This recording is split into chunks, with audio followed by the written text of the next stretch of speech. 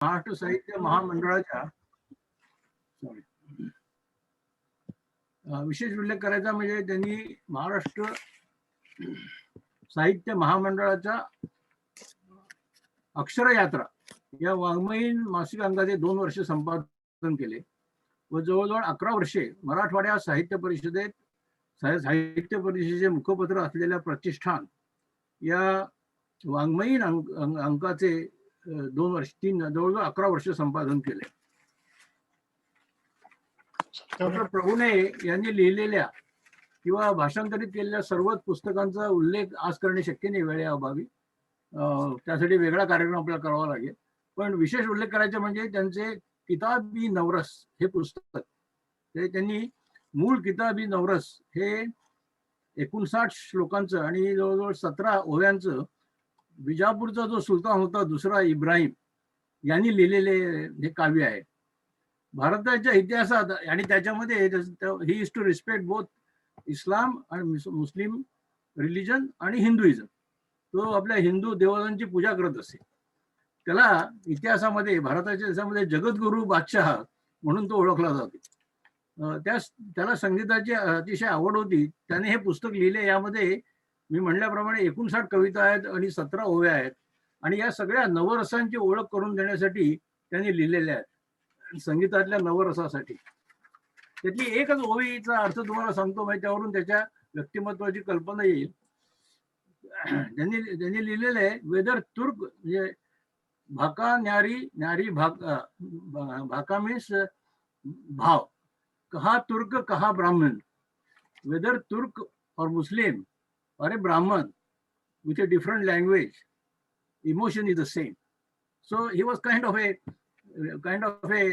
person who respected both Hindu philosophy and Muslim Islam. And त्याचा अर्थ आहे, oh mother Saraswati, since you have blessed Ibrahim, his work Navras will last for long. तर आपण पुन्हा एकदा आता आजचा सरस्वतीचा कार्यक्रम झाल्यानंतर पुन्हा एकदा त्यांचा या हे जे पुस्तक आहे नवरस यांनी लिहिलेलं दुसऱ्या सुलतानांनी, त्यावर एक कार्यक्रम करायला आपल्याला हरकत नाही. तर एवढी थोडक्यात ओळख करून देऊन I think Rajni, floor is Arunji, आपला फ्लोअर आहे, प्लीज स्टार्ट. थँक्यू. एक मिनिट जरा.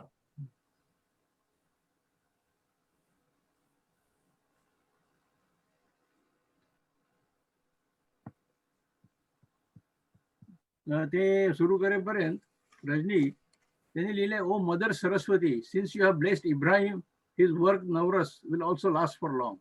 तर तिथे तो मदर सरस्वती म्हणजे सरस्वती देवीला हे करतोय. त्या कार्यक्रमात त्यावरून आपण सरस्वतीची आज जे नदीची त्याच्यावरची जी माहिती आहे, प्रचंड काम केलं रिसर्चचं, ती आपण ऐकूया. थँक्यू.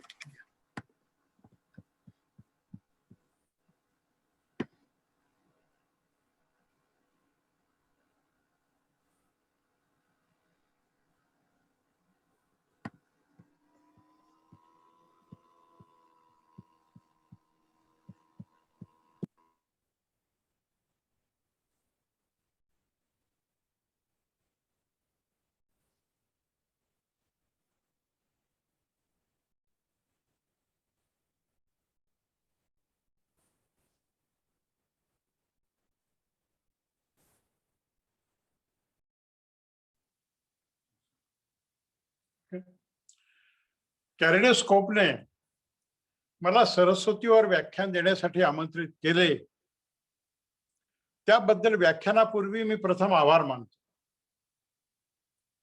रजनीताई आणि आमचे स्नेही रमेश देशपांडे यांचाही मी आभारी आहे.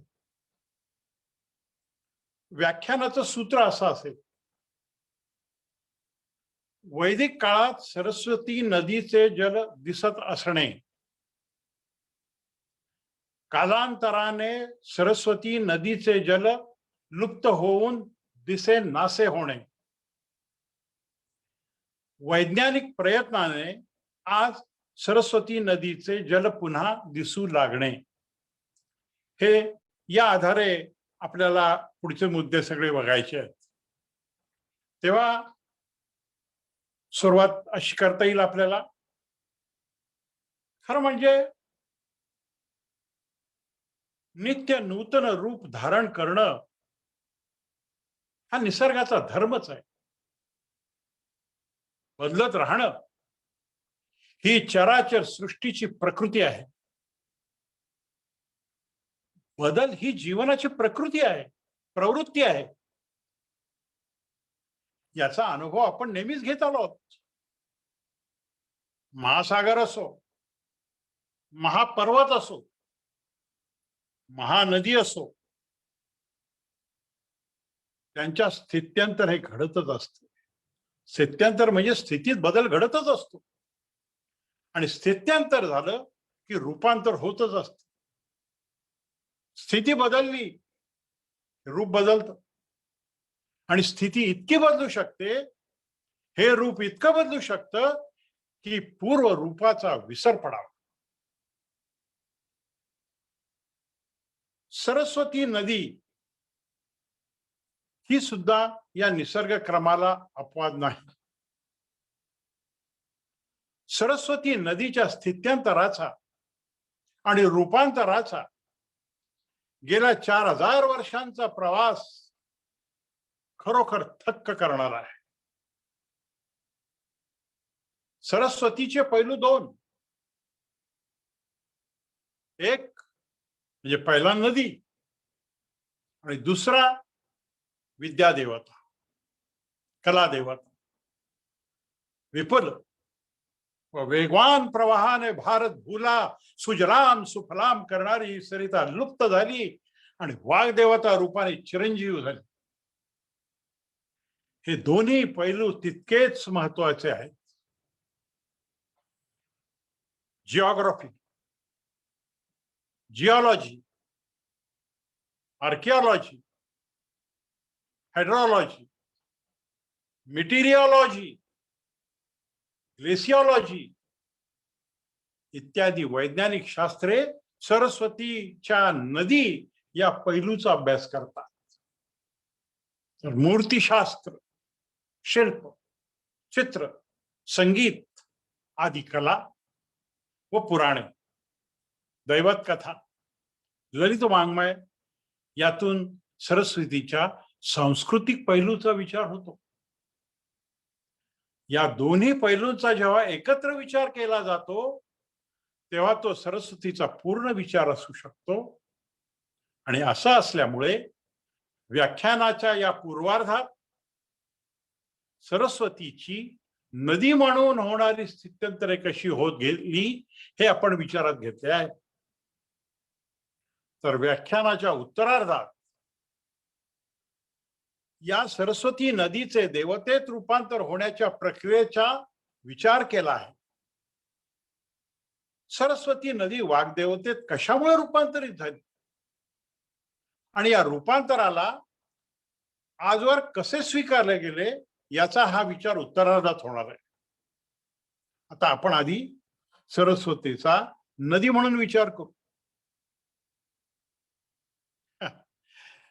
मी आत्ताच म्हणालो आपल्याला की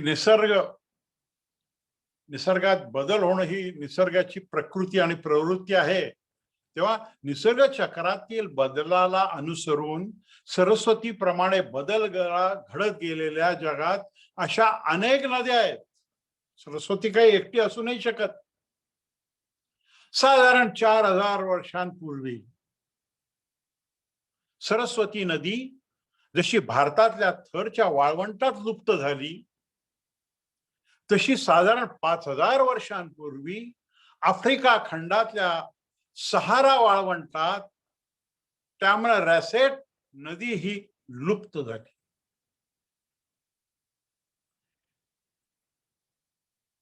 आफ्रिका खंडातून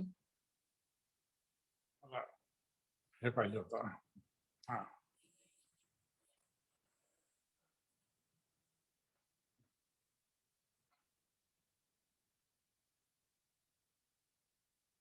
हे कुठे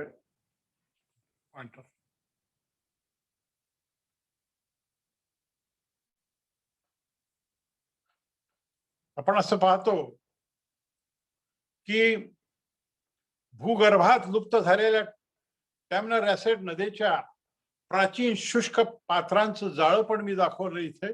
मी म्हणजे सॅटेलाइटने दाखवलेलं आहे. आणि त्याखाली पाण्याचे मोठे साठे असल्याचे रडारनं पण शोधलेलं आहे. तेव्हा इथे आपल्याला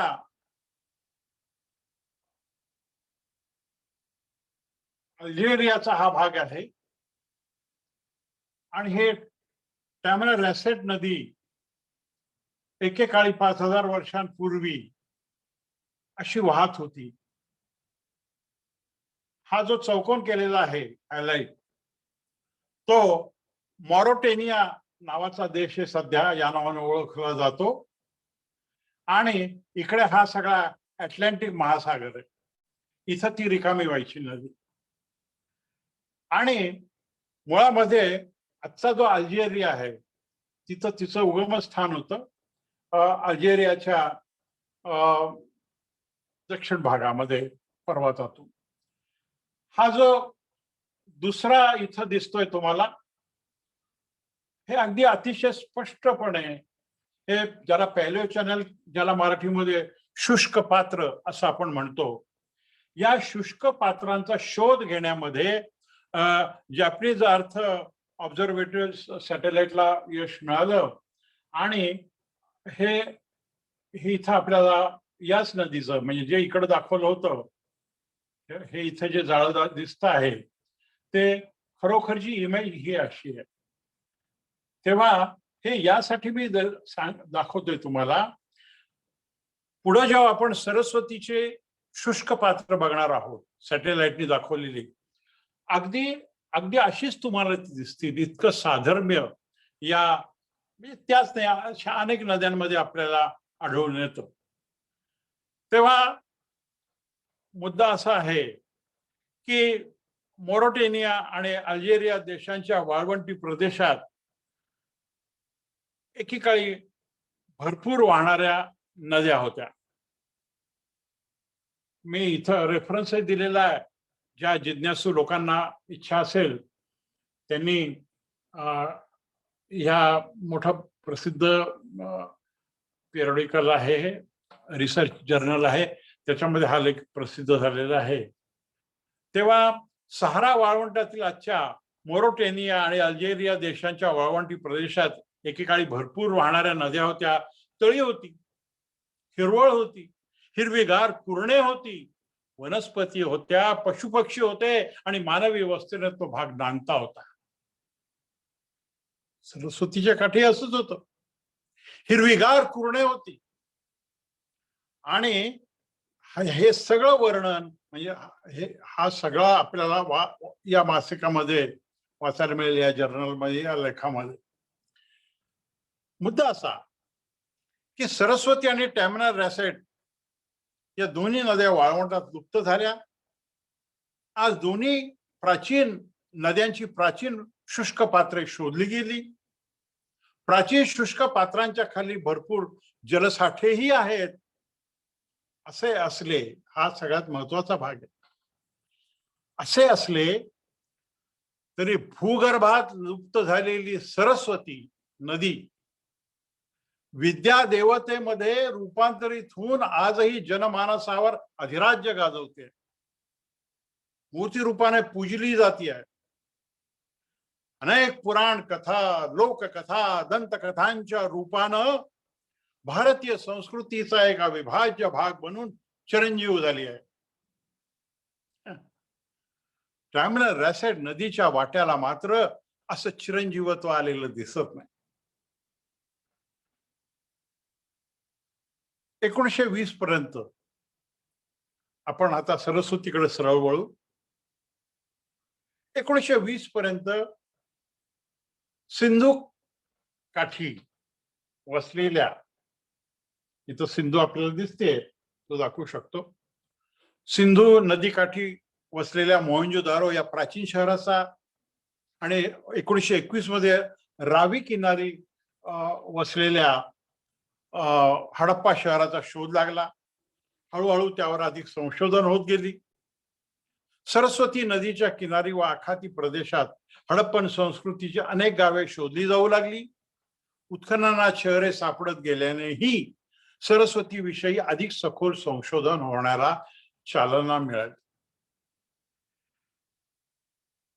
आता प्रश्न असा की हे केव्हापासून अभ्यास चाललेला आहे? तर खरं म्हणजे सरस्वतीच्या नदीच्या शोधामागे फार मोठे प्रयत्न आहेत. या प्रयत्नाला फार प्रदीर्घ परंपरा आहे.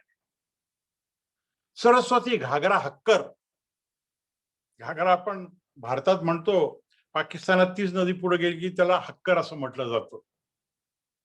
तर सरस्वती घागरा हक्कर नदीची हिमालयापासून अरबी समुद्रापर्यंतची प्राचीन शुष्क पात्रे पाहून आणि उत्तर भारतातील नद्यांच्या पात्रात झालेले बदल लक्षात घेऊन गेली 140 वर्षे म्हणजे जवळपास 150 वर्ष सरस्वती नदीची शास्त्रीय चिकित्सा केली जाते.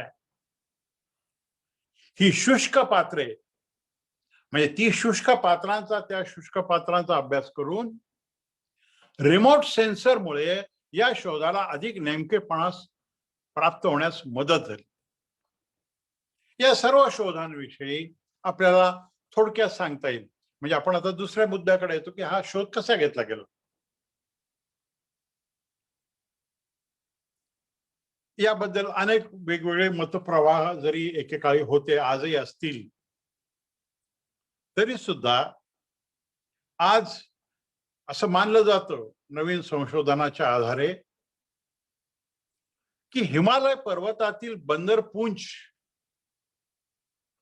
किंवा सरस्वती नदी हिमनदीपासून उगम पावणारी सरस्वती नदी एकेकाळी अथांग पाण्याने भरून वाहणारी बारमाही नदी होती. सिंधू, नर्मदा, तापी या नद्यांसारखी अरबी समुद्राला मिळणारी ती पश्चिम वाहिनी होती. आदिबद्रीपासून मैदानी प्रदेशात प्रवेश करणारी होती. भारतभूला जलसंजीवनी प्रदान करणारी महानदी होती. भारतीयांच्या कृषी जीवनाला चालना देणारी, पवित्र मानल्या गेलेल्या भारतातील 7 नद्यात आदरपूर्वक उल्लेखली गेलेली, व्यासाधिक प्रतिभावंतांची स्फूर्ती देवता असणारी, वैदिक वाङ्मयातील अनेक ऋचांमधून आदरपूर्वक वर्णिली गेलेली, अस्थिर भूप्रदेशातून वाहणारी असूनही भारतीयांच्या जीवनाला स्थैर्य प्राप्त करून देणारी, प्रगत मानव समूहाला स्वकिनारी आश्रय देणारी, हडप्पा संस्कृतीला स्वकिनारी वसवणारी, भरभराटीला आणणारी, कायम भौगोलिक बदलांना सामोरी जात राहिल्याने सतत पात्र बदलत राहणारी, अनेक पात्रांनी वाहणारी, अनेक स्थित्यंतरे अनुभवणारी ती महानदी होती. आपण इथे आपल्या समोर बंदरपुंछ हे हिमालयामधलं शिखर अभ्यासकांना माहित असेल, पण बऱ्याच लोकांना जिज्ञासा असा हे बंदरपुंछ आहे कुठे. तर याच आपल्याला दिसतं बंदरपुंछ हे एकच शिखर नाही, ही मुळात 3 शिखर आहेत.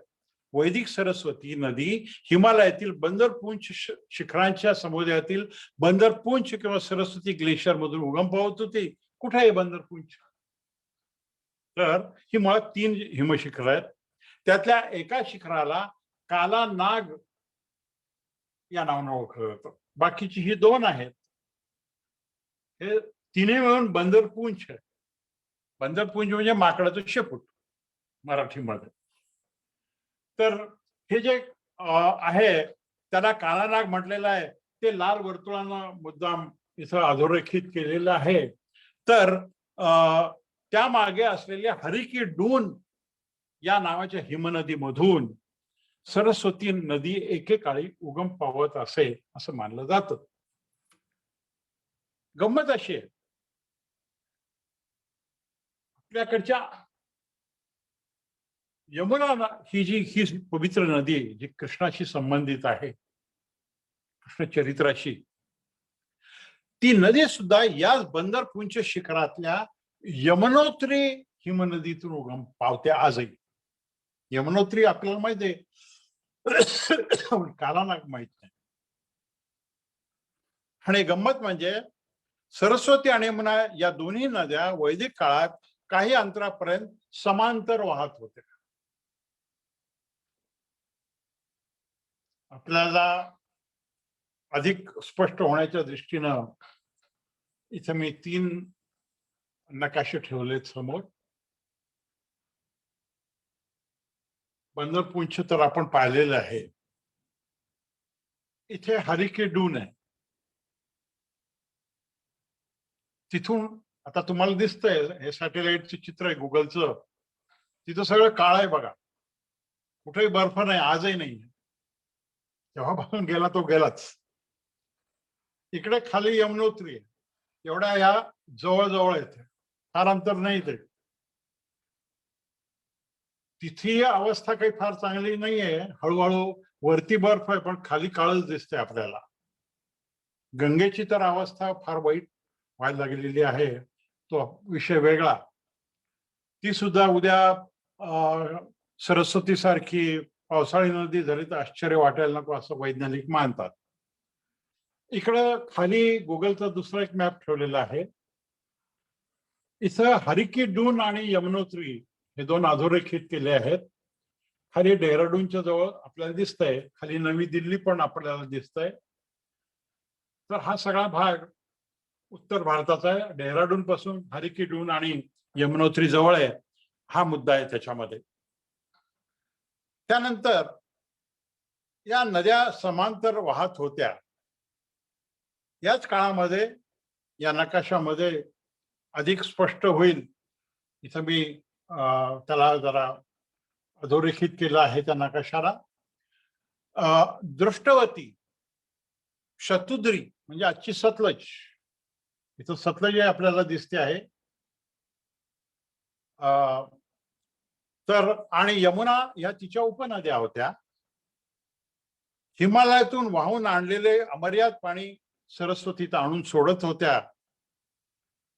सरस्वती तेव्हा जलसमृद्ध होती, दिमाखात वाहत होती.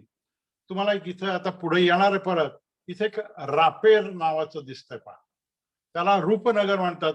सायन्सच्या लोकांना माहित असेल, इंजिनिअरिंगच्या, तिथे IIT आहे रूपनगरला. आणि तिथून हे जे ठिपके ठिपके दाखवले तिथून ती सरस्वती नदी बदलते. यमुनेने नंतर पात्र बदललं. मुळामध्ये सतलज ही कैलास पर्वताजवळच्या मानसरोवरामधून उगम पावते आणि ती ह्या सगळ्या नद्या एकत्र होऊन इथे ही सरस्वती नदी तयार होत होती. ही गग्गर पण आहे तिथे, त्या पात्रामधून वाहत होती.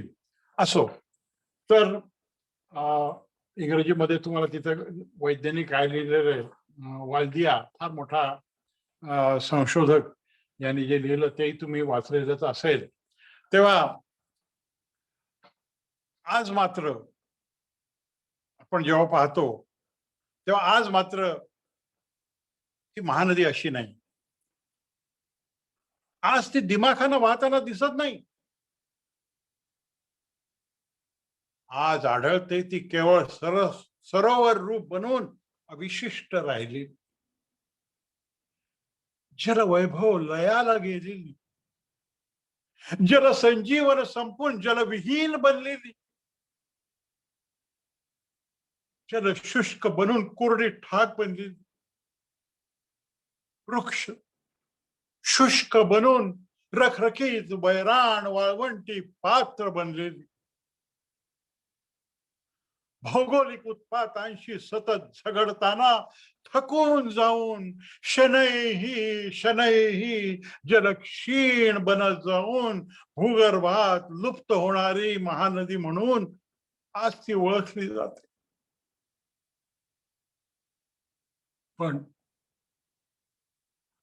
पण लुप्त होऊ नये भारतीयांच्या सांस्कृतिक जीवनात किमान 4-5 हजार वर्षे आढळ स्थान मिळवणारी, हजारो वर्षे उलटून गेल्यावरही लोकांच्या मनात आस्था जागवणारी, श्रद्धाळूंच्या मनावर अधिराज्य गाजवणारी, आज 2021 मध्ये सुद्धा भूरचना शास्त्रज्ञांना, भूगोल संशोधकांना आणि पुरातत्ववेत्यांना आव्हानात्मक वाटणारी, संशोधनास प्रवृत्त करणारी, लुप्त असल्याने पुनः प्रवाहित करण्यास आवाहन करणारी भारतातली ती केवळ एकमेव नदी आहे. भारतीयांच्या सांस्कृतिक जीवनाचा अविभाज्य भाग असलेली सरस्वती ही नदी असूनही देवी रूपात स्वीकारली गेलेली, वाग्देवी मानली गेलेली, कला देवता समजली गेलेली, संगीताची अधिष्ठात्री कल्पिली गेलेली, मेधा म्हणून गौरवली गेलेली ही एकमेव नदी आहे. असे असल्याने आजही अनेक भारतीय लोक स्नान करीत असताना गंगे च यमुने चैव गोदावरी सरस्वती नर्मदे सिंधु कावेरी जलेस्मिन् सन्निधम कुरु असं म्हणतात. तर विवाह प्रसंगी 2021 साली लग्न लावताना, पारंपरिक पद्धतीनं लग्न लावताना म्हटल्या जाणाऱ्या पारंपरिक श्लोकमय मंगलाष्टकात गंगा सिंधू सरस्वती च यमुना गोदावरी नर्मदा असे म्हणताना सरस्वतीचा उल्लेख आदरानं केला जातो. या प्रकारे वैदिक काळापासून पवित्र मानल्या गेलेल्या सप्त नद्यातील एक असलेली सरस्वती महानदी भारतीयांच्या मनात, वेद पुराणात, भारतीय भाषातील वाङ्मयात, भारतीय संस्कृतीत खोलवर रुजलेली आहे. असे आहे. म्हणूनच आता प्रत्यक्ष प्रवाह रूपी नसूनही मंगलविधीत, सर्व मंगलविधीत तिचं नाव आदरानं उच्चारलं जात. अशी ही पवित्र मानली गेलेली, पारंपरिक श्लोकातून आणि मंत्रातून गायली गेलेली, पण लुप्त झाल्याने प्रत्यक्षात दिसू न शकणारी महानदी कधी काळी प्रत्यक्ष दिसू शकेल का?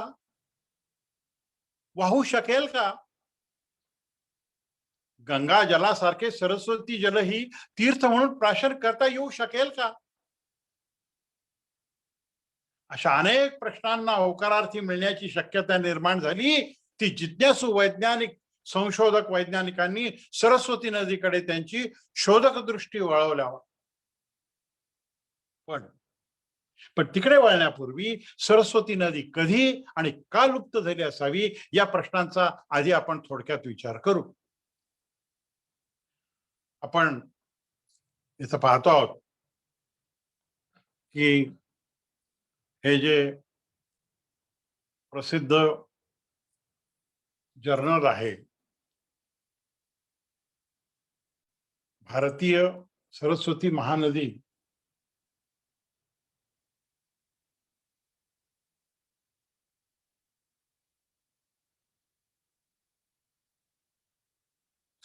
महानदी भारतीय भूगोलाचा व भूस्तरांचा अभ्यास करणाऱ्या संशोधकांपुढे, पुरा संशोधकांपुढे, भारतीय नद्यांच्या अभ्यासकांपुढे नेहमीच एक प्रश्नचिन्ह म्हणून उभी राहिली.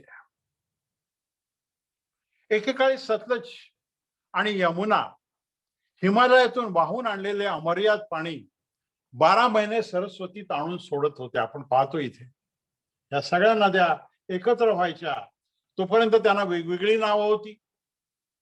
ही द्रष्टवती आहे, ही शतद्रू आहे, यमुना पण त्यामध्ये सहभागी होती एकेकाळी, आपल्याला या नकाशामध्ये स्पष्ट दिसतं. आणि ह्या सगळ्याला मिळून मग सरस्वती मानलं जायचं असं संशोधकांचं म्हणणं आहे सध्या. तेव्हा 12 महिने पाणी आणून सोडत होत्या, तिच्या उपनद्या असण्यात धन्यता मानत होत्या. असे सर्व सुरळीत चाललेले असताना सतलज आणि यमुना या दोन्ही उपनद्या सरस्वती पासून विलग का झाल्या असाव्यात? असे कोणते भयावह नैसर्गिक भौगोलिक उत्पात घडले असावेत की सतलज सिंधूला मिळू लागली असावी आणि पश्चिम वाहिनी असलेली यमुना पूर्व वाहिनी बनून गंगेला मिळायला लागलेली असावी? इथे या नकाशामध्ये आपण पाहिलं तर हे जे ठिपके ठिपके ठिपके करून दाखवलेले या रापेर पासून आपण पाहिलं, ही शतद्रू मी इथं हायलाइट केलेली आहे.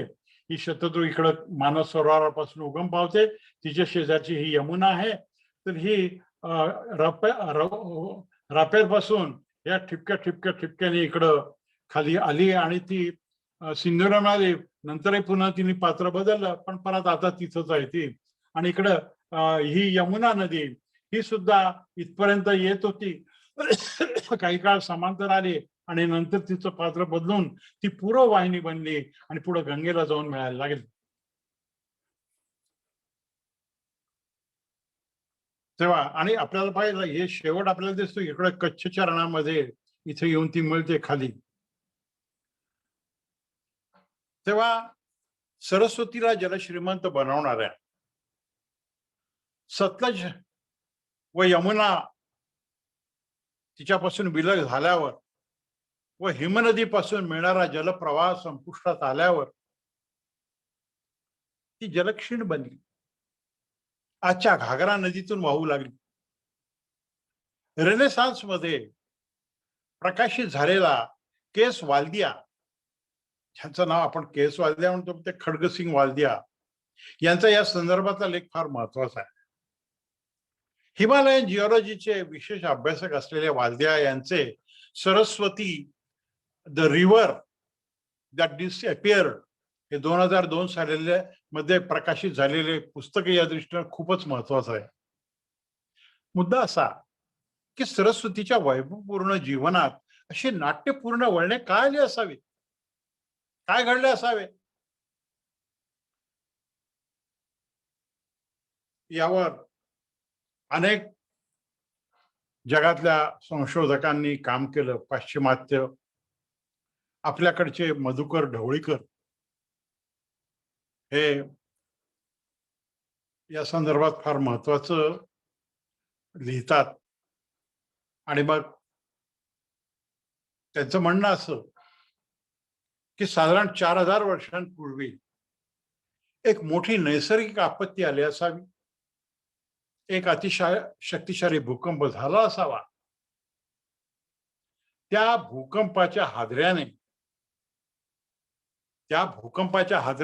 त्या परिसरातील भूकवच नुसते हलले नाही, हादरले नाही,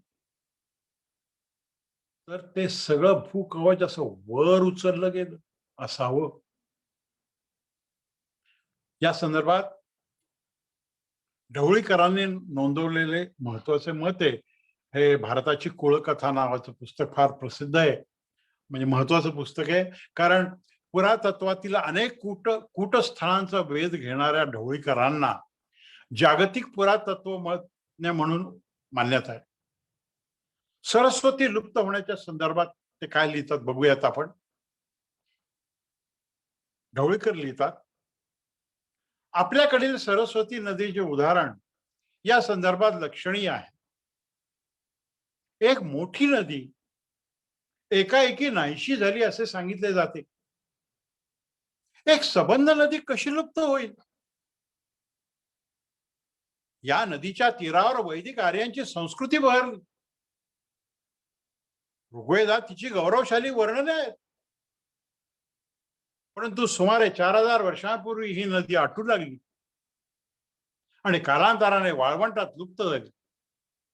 तिच्या खोऱ्यातील शेकडो वसाहती उजाड झाल्या. पण हे कसं आणि का घडलं?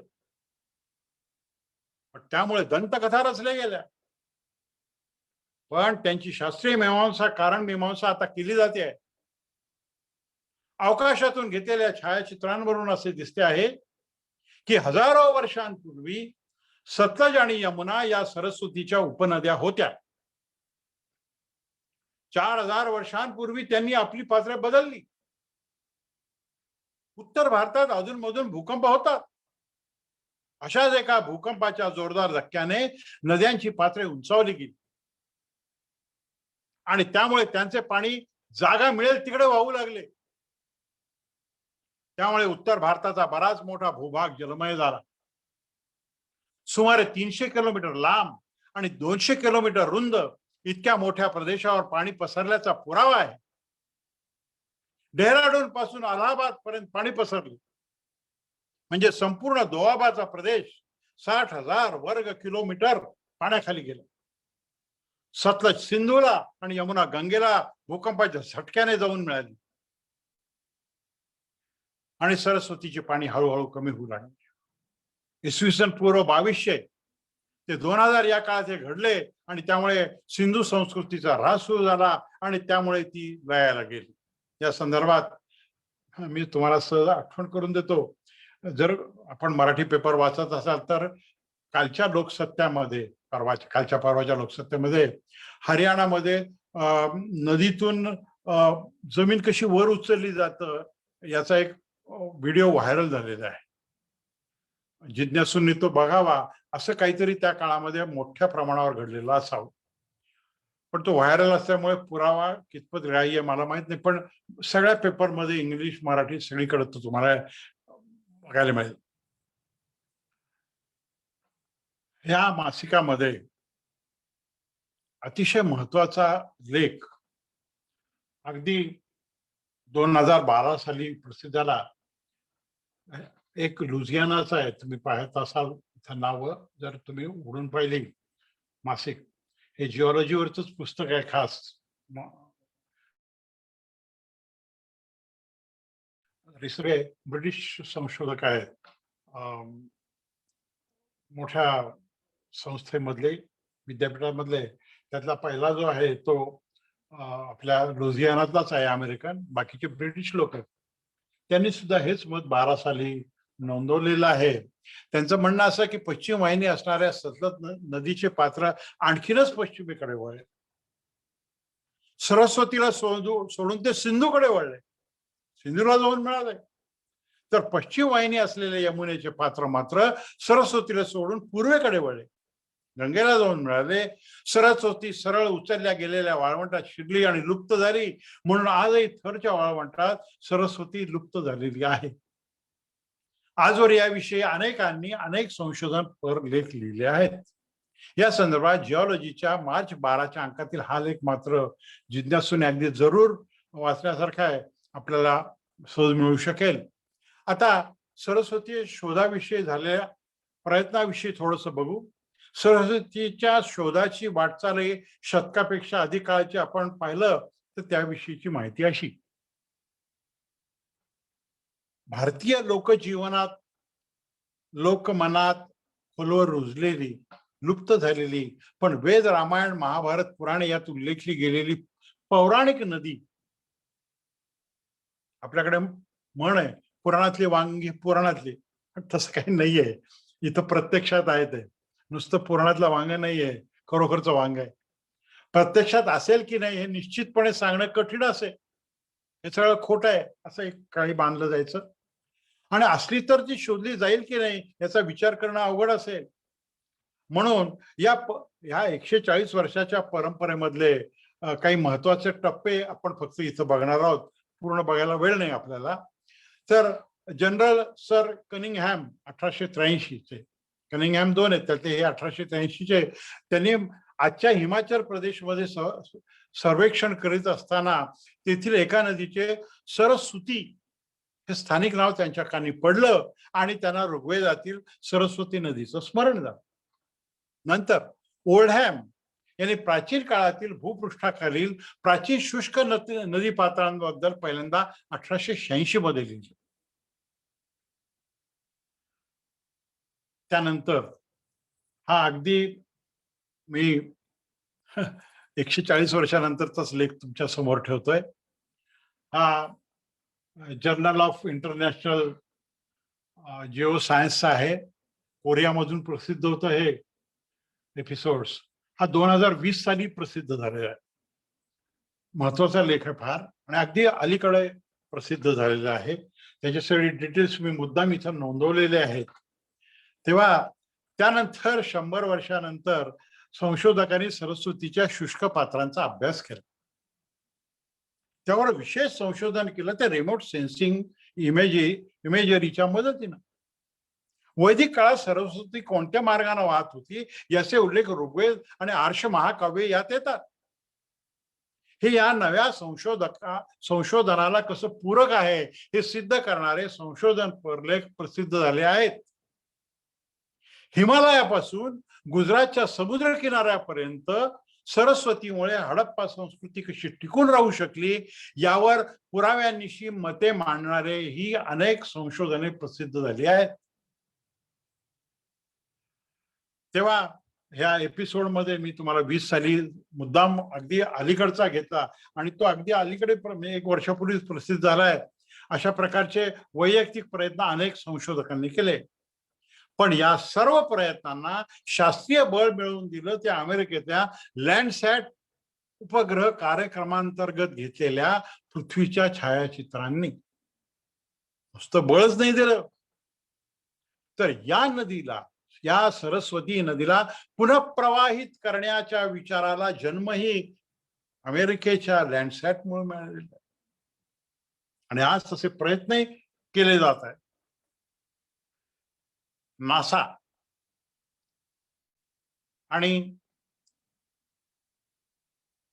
USGS या 2 संस्थांनी संयुक्तपणे भूरचना शास्त्राचा शास्त्रशुद्ध अभ्यास करण्याच्या हेतूने लँडसॅट नावाचा एक उपग्रह कार्यक्रम 1972 साली आखला. या कार्यक्रमाअंतर्गत 23 जुलै 1972 रोजी अर्थ रिसोर्सेस टेक्नॉलॉजी सॅटेलाइट हा उपग्रह अवकाशात सोडला गेला. त्याने आजवर पृथ्वीच्या सर्व भूभागांची असंख्य छायाचित्र पाठवली. 1972 साली पाठवलेल्या छायाचित्रांमध्ये पश्चिम भारतातील पश्चिम वाहिनी असलेल्या व वेळोवेळी पात्र बदललेल्या एका महानदीच्या प्राचीन शुष्क पात्राची छायाचित्रे होती. ती छायाचित्रे पाहून व त्यांचे विश्लेषण करून ही शुष्क बनलेली, लुप्त झालेली व पश्चिम वाहिनी असलेली भारतवर्षातील महानदी ही सरस्वतीच असली पाहिजे असे अनेक संशोधक मानू लागले. अनेक रिसर्च जर्नल्स मधून यावर संशोधनपर विपुल लेख लिहिले गेले. तेव्हा एक महत्वाचं जिओग्राफिकल जर्नल आहे. आपण जिओलॉजी पाहिला तर जिओग्राफीचंही पाहत आहोत. तेव्हा हा लेख प्रसिद्ध झाला तो 1979, कारण तेव्हा लँडसेटची चित्र यायला लागलेली होती आणि त्यावर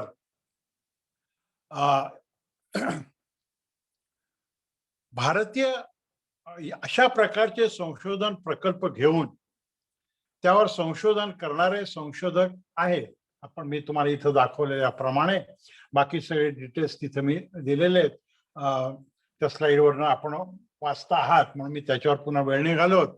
तर अखिल भारतीय इतिहास संकलन योजनेच्या सरस्वती संशोधन केंद्राचे संचालक असलेले डॉक्टर कल्याण रमण यांनी सरस्वती नदीच्या या नदीकाठी वसलेल्या हडप्पा संस्कृतीच्या आणि या काळातील लिपीच्या संदर्भात केलेले काम अत्यंत मौलिक असून ते 14 खंडात प्रसिद्ध झालेले आहे. जिज्ञासूंना ते खंडही उपलब्ध आहेत, आपण बघू शकता. तर मुद्दा असा की लँडसॅट उपग्रहाने पुरवलेल्या छायाचित्रांचा अभ्यास व विश्लेषण करून त्या आधारे लुप्त झालेली सरस्वती नदीच्या प्राचीन शुष्क पात्रांचे नकाशे तयार केले गेले. पहिले विचारणार वैदिक वाङ्मय, रामायण, महाभारत आणि पुराणे यातील सरस्वती नदी व त्या काळची तीर्थक्षेत्रे, गावे यांचा अभ्यास केला गेला. सरस्वती नदीच्या प्राचीन शुष्क पात्रांचे तयार केलेले नकाशे आणि वेद, आर्ष महाकाव्ये आणि पुराणे यातील स्थळांचा व गावांचा एकत्रित विचार केला गेला. त्यावरून दोन्हीतलं पूरकत्व लक्षात आलं व ग्रहाने पाठवलेल्या छायाचित्रांचा अभ्यास करताना असंही लक्षात आलं की वेद आणि पुराणे यातील सरस्वती नदी ही पुराणातील केवळ काल्पनिक पौराणिक नदी नसावी.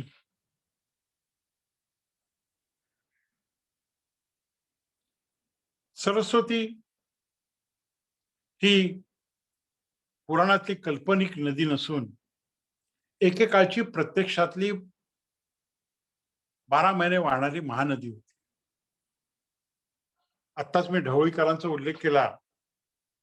त्या भारताची कुळकथा या पुस्तकात ते म्हणतात की पूर्वी असा समज होता की सरस्वती ही सिंधूची उपनदी होती, परंतु ती स्वतंत्र नदी असल्याचे सॅटेलाइट फोटो दिसते.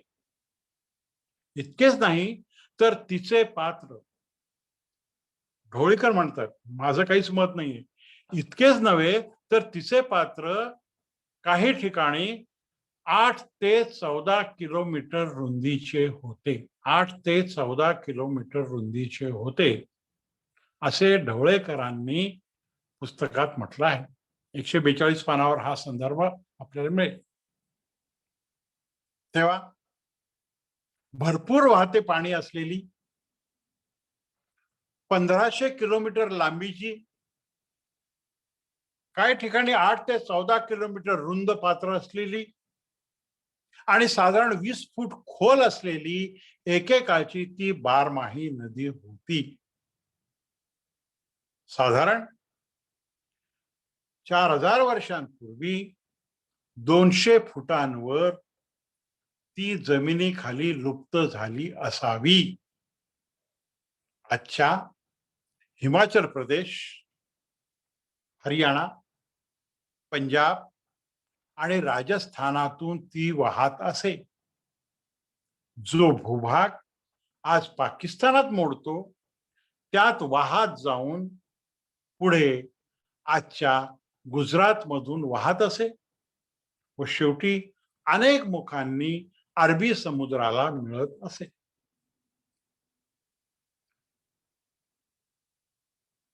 सरस्वतीची खूप मोठी शोध मोहीम भारतात आखली गेली.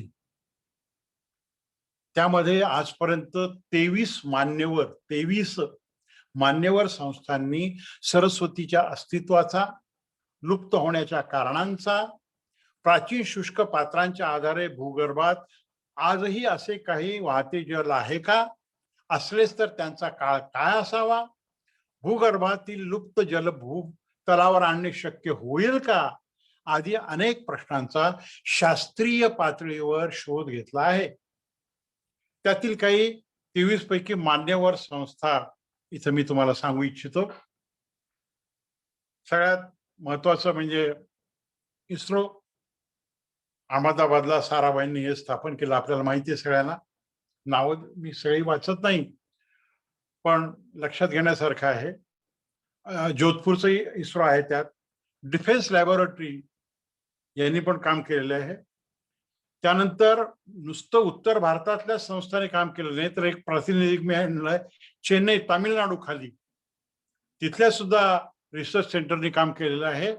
आणि मुख्य म्हणजे आपल्या मुंबईच्या BARC पण यावर फार मोठं काम केलेलं आहे, महत्वाचं काम केलेलं आहे.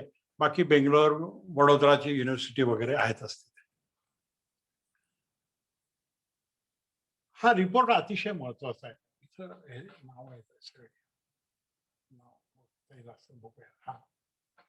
तेव्हा हा जुलै 2014 साली प्रसिद्ध झालेला रिपोर्ट आहे, टेक्निकल रिपोर्ट आहे आणि मान्यवर संस्थेनं प्रसिद्ध केलेला आहे. इस्रोच्या जोधपूरनी प्रसिद्ध केलेला आहे. बाकीचे लोक आहेत त्याच्या सहभागी. इथं त्यांनी हा सॅटेलाइटचा नकाशा पण प्रसिद्ध केलेला आहे रिपोर्टमध्ये. हा 54 नंबरचा मॅप आहे आणि इथे वरती टिपही लिहिलेली आहे त्यांनी. इथं जर आपण पॉइंटरने हे टिप सुद्धा महत्वाची आहे त्यांनी लिहिलेली. हे संशोधन शास्त्रीय आहे. इथं मी स्वतः त्याला असं हायलाइट केलेले रंगीत. इथं वर तुम्हाला जर इथं पाहिलं तुम्ही जिथं पॉइंटर आहे तिथं हा सतलज नदीचा उगम आहे, ज्याला आपण माउंट कैलास पर्वत म्हणतो तिथं मानस सरोवरातून. आणि तिथून इथून सरस्वती बंदरपुंज आहे तिथं. इथं जिथं हे दोन रेखा संपतात तिथं बंदरपुंज पासून सरस्वती उगम पावते. आणि सरस्वतीचं हे सगळं पात्र आपल्याला असं इथून दिसून येतं. हे सगळं सरस्वतीच्या वेगवेगळी पात्र इथं दाखवलेली आहेत. इथं सरस्वती असं नाव पण लिहिलेलं आहे. हे थर्ड डेझर्ट असं सुद्धा लिहिलेलं आहे तिथे. आणि इथून जात जात जात जात जात जात ती खाली येऊन इथं गुजरातच्या कच्छच्या रणामध्ये ढोलावीराजवळ मिळते असं त्या सॅटेलाइटला आपल्याला दिसून आलेलं आहे. तेव्हा प्राचीन शुष्क पात्राचा शोध घेण्यात रिमोट सेन्सिंग टेक्नॉलॉजीची मोठी मदत झाली आहे. हा रिपोर्ट या दृष्टीने फार महत्वाचा आहे. उपग्रहाने पाठवलेल्या अनेक प्रतिमा आणि रिमोट सेन्सिंग टेक्निक्स वरून सरस्वतीच्या गाडल्या गेलेल्या संपूर्ण प्रवाह पात्राचं चित्र आपण आता बघितलं. प्राचीनतम शुष्क पात्रातील नदीचा गाळ असे सुचवतो, त्याचं अनालिसिस करण्यात आलं. ही नदी 28,000 वर्षे प्राचीन असावी आणि 8 ते 5,000 वर्षे हा तिचा जलवैभवाचा काळ असावा. वेदनिर्मिकांचे सरस्वती नदीशी असलेले जवळचे नाते असे सूचित करते की ऋग्वेद परंपरा 8 ते 5,000 वर्षात चालू असावी. हा एक मतभेदाचा भाग आहे, पण त्यांचं म्हणणं असं आहे. आणि या सरस्वतीच्या किनारी खगोलातील ग्रह ताऱ्यांचे निरीक्षण करीत महर्षी वेदव्यासांनी महाभारतांची रचना केली. अगदी नव्याने, अगदी अशातच केलेले ग्रहगणित असे सुचवते की महाभारत इथं दिलेलं आहे, इंग्रजीमध्ये तुम्ही बघू शकाल तिथे.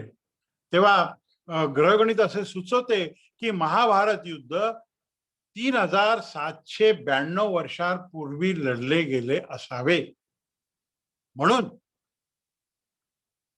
सरस्वती नदीच्या काठी भरभराटीला आलेल्या संस्कृतीचा संबंध वेद आणि महाभारत काळाशी म्हणजे 8,000 ते 3,792 वर्षापूर्वीच्या काळाशी संबंधित असण्याची शक्यता आहे असं ह्या रिपोर्टमध्ये नोंदवलं गेलेलं आहे. आपल्याला जिज्ञासूंना हा ऑनलाईन सुद्धा शोधता येऊ शकतो आणि हे सगळे संदर्भ आपल्याला मिळतील. पुढे हा एक महत्वाचा नकाशा सॅटेलाइट इमेजने दाखवलेला आहे. गुजरातच्या राज्यातील कच्छच्या रणात सरस्वती नदीची प्राचीन शुष्क पात्र या नवीन तंत्राच्या आधारे शोधून जे नकाशे तयार केले गेले त्यात हडप्पाकालीन ढोलावीरा शहराजवळ असलेले सरस्वती पात्रांची जाळे स्पष्ट दिसून येते. टेक्निकल रिपोर्ट 25 पानावरती आपल्याला नकाशा मिळेल. गल्फ ऑफ कच्छ मध्ये अनेक मुखाने प्रवेश होणारी सरस्वतीची पात्रे यात दिसत आहेत. आपल्याला इथे मी पॉइंटरने दाखवतो. हे ढोलावीरा मी हायलाइट केलेले स्वतः. आणि ही सगळी निळ्या रंगात जी दाखवलेली त्यांनी ही सगळी सरस्वतीची अनेक पात्र आहेत. आणि आपल्याला असं दिसतं की हा मधला हे जे खजुरा बेटावर आहे ते ढोलावीरा मी जाऊन आलेलो आहे तिथे मुद्दाम बघण्याकरता. तर हे इथून वाहत येऊन या इथे हे सगळं पाणी इथं समुद्रामध्ये सोडलं जायचं. गल्फ ऑफ कच्छ लिहिलेलं आहे. अनेक मुखांनी इथं ही नदी इथं प्रविष्ट होत असे. इकडे बेट द्वारका पुढे आहे बघा. या जलमार्गाचा उपयोगही व्यापाराकरता मोठ्या प्रमाणावर केला. याच्याविषयी सुद्धा खूप मोठे आपल्याला लेख वाचायला मिळतात. आता आपण तिसऱ्या मुद्द्याकडे वळतो. प्रत्यक्ष सरस्वती आज जी दिसते, सुरुवातीच्या काही लोकांना व्हिडिओ बघायला मिळाला जे टाइम लोक येईपर्यंत दाखवत होतो आम्ही. आताही परत मी दाखवेन. पण इथं आदिबद्रीला मी गेलो होतो मुद्दाम. राखेगडीलाही जाऊन आलो, कालीबंगालाही जाऊन आलो, पेहवालाही जाऊन आलो, कुरुक्षेत्रालाही जाऊन आलो, पुष्करलाही जाऊन आलो, जिथं जिथं सरस्वती होते. जाऊ दे, तो मुद्दा नाही. तर मुद्दा असा आहे, इथं नवं संशोधन असं सूचित करतं की हिमालयातील बंदर पुंछ नदी आकसत गेली. असे झाल्याने हळूहळू स्रोत कमी होत गेला. त्यामुळे सरस्वती नदी पावसाळी नदी बनली. आजची सरस्वती जी मानली जाते ती आदिबद्रीपासून सुरू होते. हे स्थान हिमालय पर्वतराजीच्या शिवालिक नामा पर्वतावर आहे.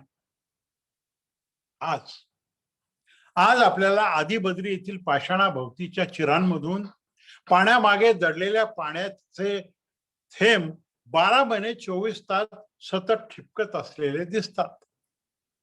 असे मानले जाते की हे सरस्वती नदीचे जलथेंब आहे. हे जलथेंब एका मानव निर्मित कुंडात सतत जमा होत असतात, काही अंतरापर्यंत वाहत जातात आणि नंतर जमिनीत लुप्त होतात. आज हेच सरस्वतीचं जन्मस्थान मानलं जातं.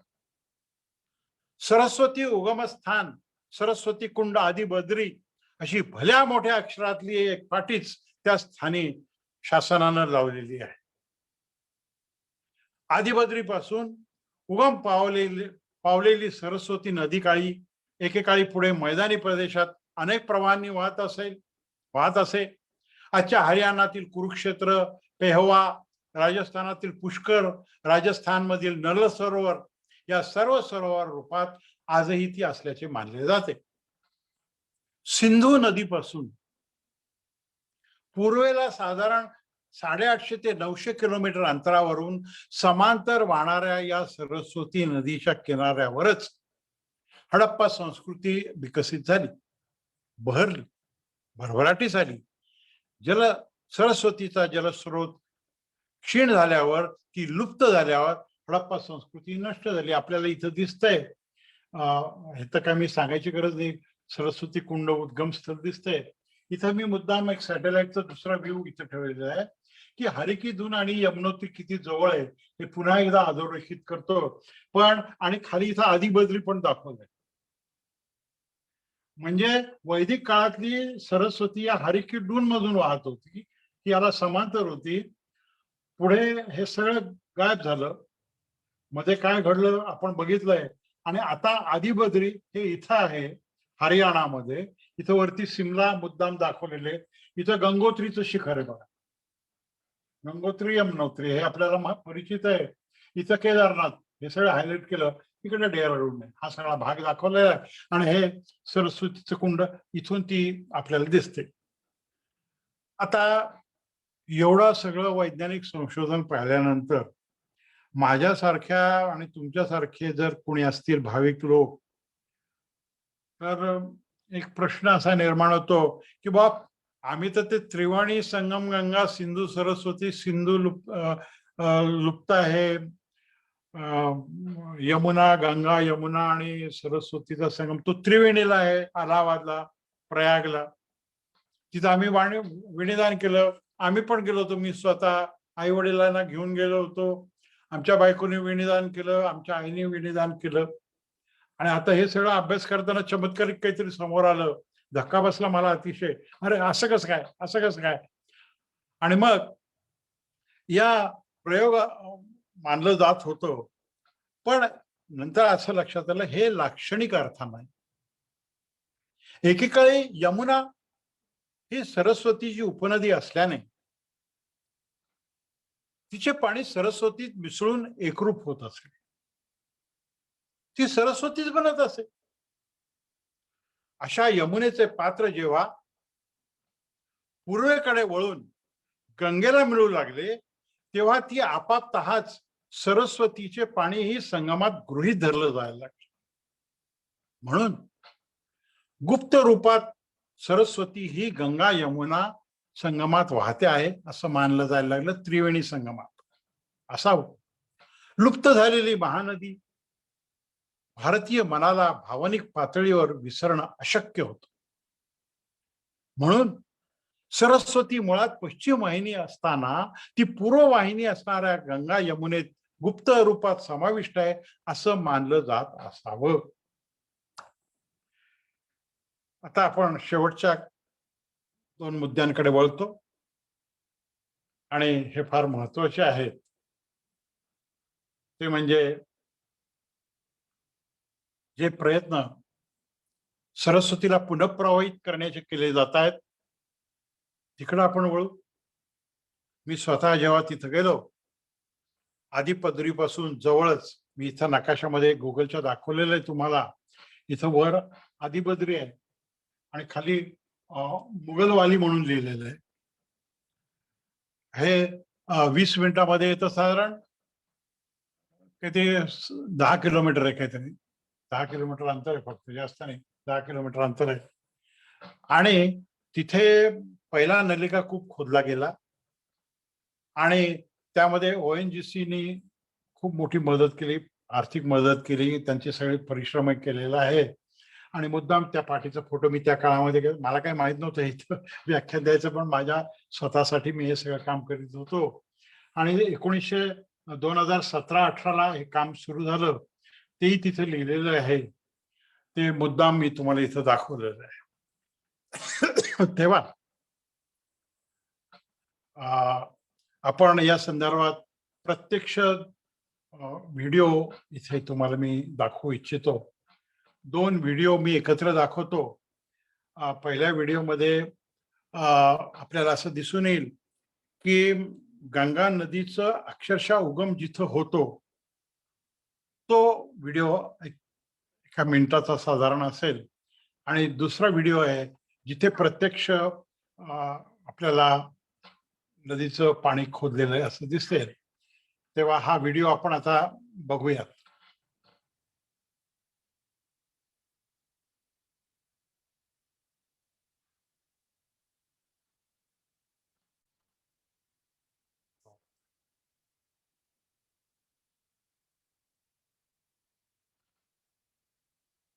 आहे आणि सगळं आम्हाला भाग्यवान आहोत आम्ही की आम्हाला हा लाभ झाला आणि आदिबद्रीला आम्ही वेळेवर पोचलेलो आहोत प्रतिपदेच्या दिवशी. अगदी धन्य झालं जीवन.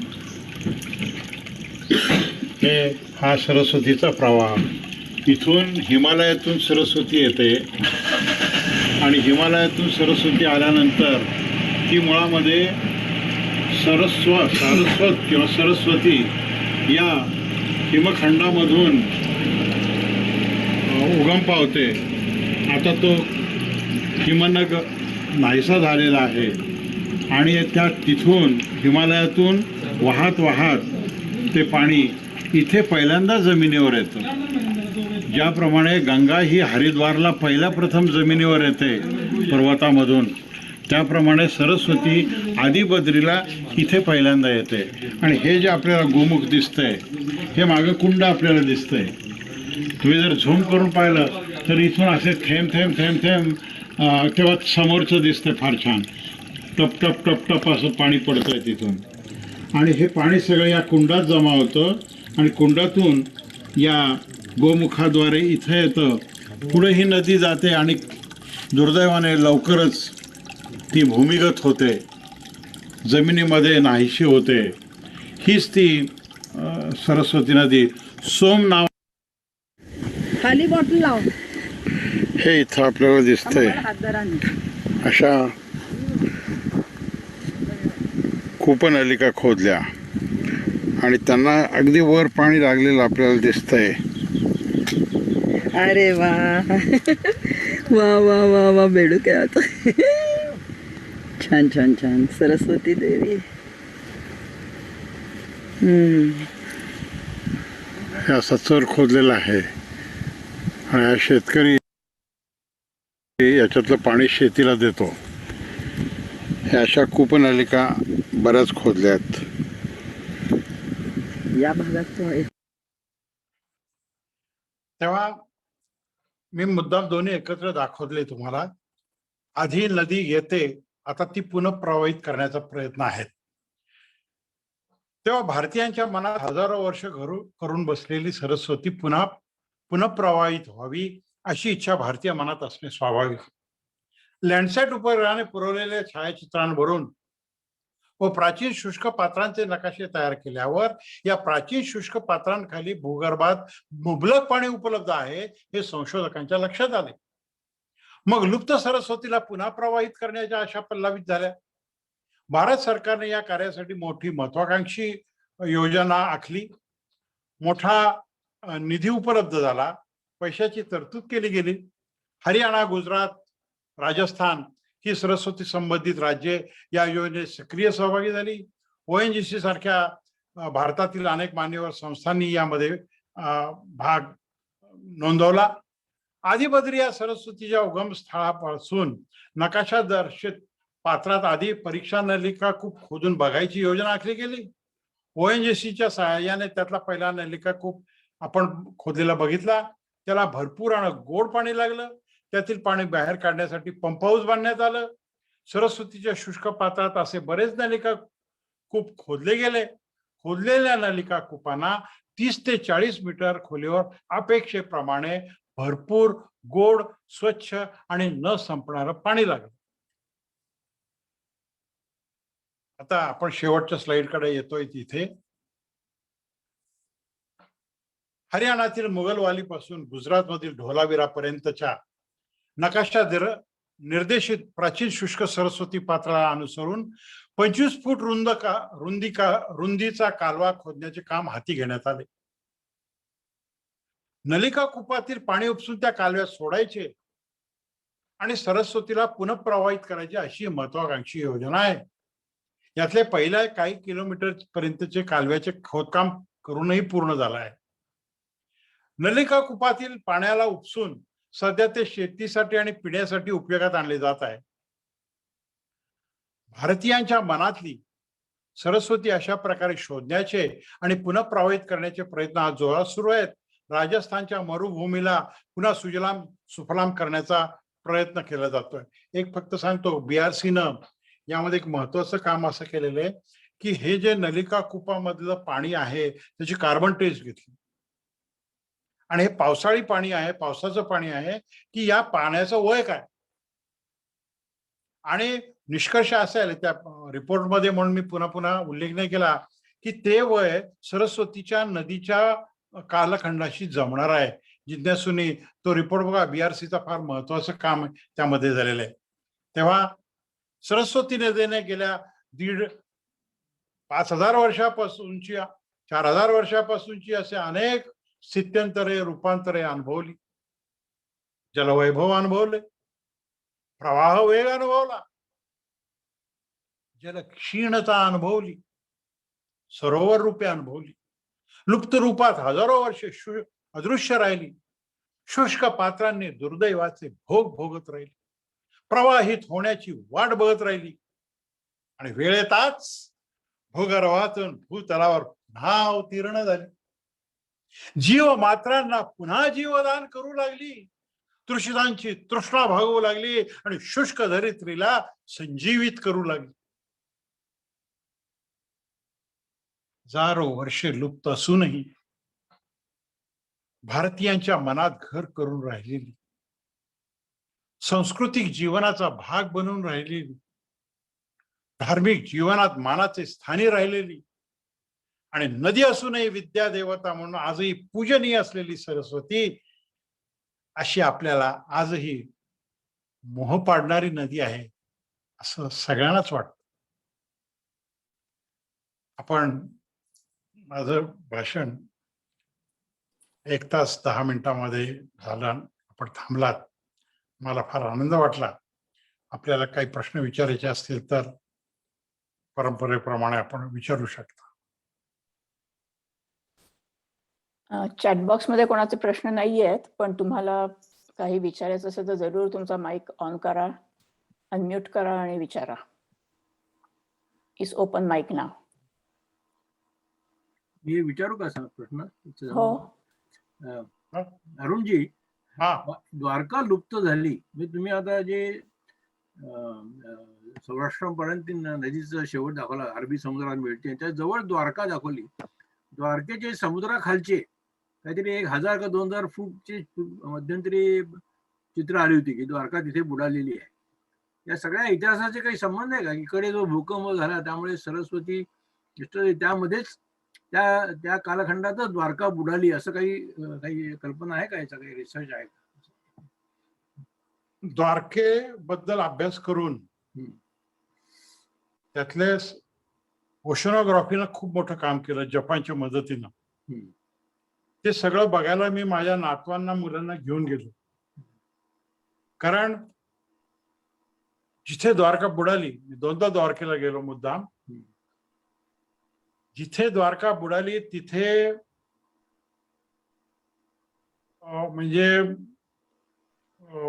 ज्याला कंपाऊंड वॉल म्हणतात किल्ल्याची, हम्म. असे काही अवशेष सापडले, सील्स सापडले, मुद्रा ज्या हडप्पा काळात वापरल्या जायच्या, मोहेंजोदडो हडप्पा काळात. त्याची कार्बन टेस्ट करण्यात आली. आर्किओलॉजीनं आणि ओशनोग्राफीनं ते काम केलं, समुद्राखाली संशोधन केलं. परंतु आपल्या आता मी बोलतो, मी जेव्हा मुलांना सगळं ते आपण व्हिडिओ फिल्म बघू शकता, तुम्हाला सगळे ऑनलाईन मिळू शकता बघायला द्वारकेचं. तर मी त्या आर्किओलॉजीच्या डिपार्टमेंटला विचारलं, आम्ही गेलो तिथं किंवा आम्हाला ते दाखवा, सगळं आम्हाला बघायचंय. तर आपल्याला फार सुंदर उत्तर मला असं दिलं, वो हमारा क्या उससे संबंध है, वो तो गोवा का ओशनोग्राफी ने किया है, वो डिपार्टमेंट इधर नहीं है, वो उधर जाकर देखो बोले. मी अजून काही गोव्याला नाही जाऊ शकलो. अतिशय निराश आणि वाईट वाटून पाया पडून परत आलो. परंतु त्यावर आता मी तुम्हाला काही पेपर्स पाठवेन ज्यांना पाहिजे असतील त्यांना. द्वारका आणि शहांनी खूप यावर काम केलेलं आहे. आणि कल्याण रमणचे व्हॉल्यूम मध्ये तुम्हाला मिळेल की हे एकाच काळामध्ये असल्याने कृष्णाचं वय काय असावं, महाभारताचं युद्ध काय झालं, या सगळ्या भूकंपाचा याच्याशी संबंध निश्चितच आहे.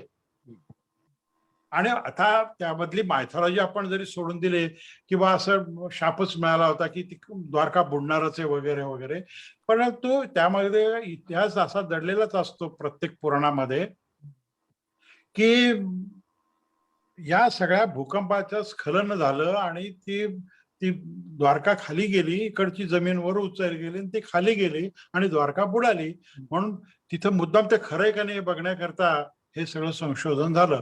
तुमचा प्रश्न अगदी बरोबर आहे, आपण बोलूया त्यावर नंतर. धन्यवाद. धन्यवाद.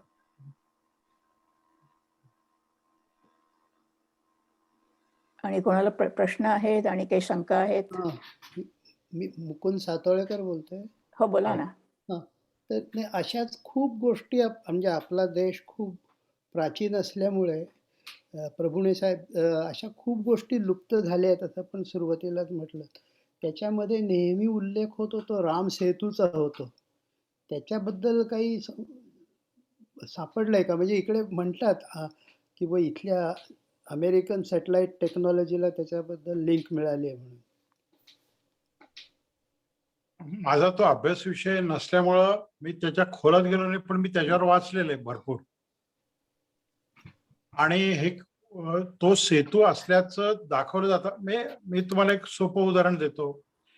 आपण अलास्कामध्ये गेलाच असाल इथं असल्यामुळे, तर आपल्या रशियाला आणि अमेरिकेला जोडणारा जो लँड ब्रिज आहे त्यावरनं एशियन लोक पहिल्यांदा अमेरिकेत येऊन पहिली वस्ती झाली असं एक संशोधन आहे. त्याच्यावर मी खूप काम केलेलं आहे, कारण गेली 22 वर्ष मी अमेरिकन इंडियन्सचं काम करतो. 2000 सालापासून मी ते काम करतो, तेव्हा मला ते अभ्यास करणं आवडलं ते करायला. तर जसा तिथला एकेकाळी लँड ब्रिज होता आणि तो नंतर खचला आणि खाली जमिनीखाली आहे, आणि त्या लँड ब्रिजवरनं हे सगळे प्राणी इकडे आले, कारण इथे प्राणी नव्हते, काही वस्ती नव्हती. त्या काळी त्यांनी देण्याचा प्रयत्न केलेला आहे. असंच भूगर्भामध्ये नेहमीच हालचाली होत असतात, म्हणून रामसेतू असला पाहिजे. आता ते वानरांनी बनवला की नाही तो हा मुद्दा सोडला, परंतु तिथेही असं काहीतरी उथळ समुद्राची जागा असावी ज्याच्या आधारे ते तिकडे गेले असावेत असं नवीन संशोधन सांगतं. आणि भारताला खूपच मोठी समृद्ध परंपरा आहे, लाखो म्हणजे हजारो वर्षांची परंपरा असल्यामुळे अनेक गोष्टी घडल्या. आणि मी अनेकदा त्या आपल्या सयाजीराव युनिव्हर्सिटीमध्ये गेलो, तिथले डॉक्टर कृष्णांनी मला खूप मदत केली या संदर्भात. ढोलावीराला मी मुद्दाम थांबलो ते सगळं बघण्याकरता.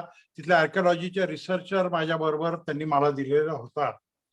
पण असं मी तिथं रामसेतूचा अभ्यास न केल्यामुळे मी त्याच्यावर अधिकारवाणीने तुम्हाला काही सांगू नाही शकणार.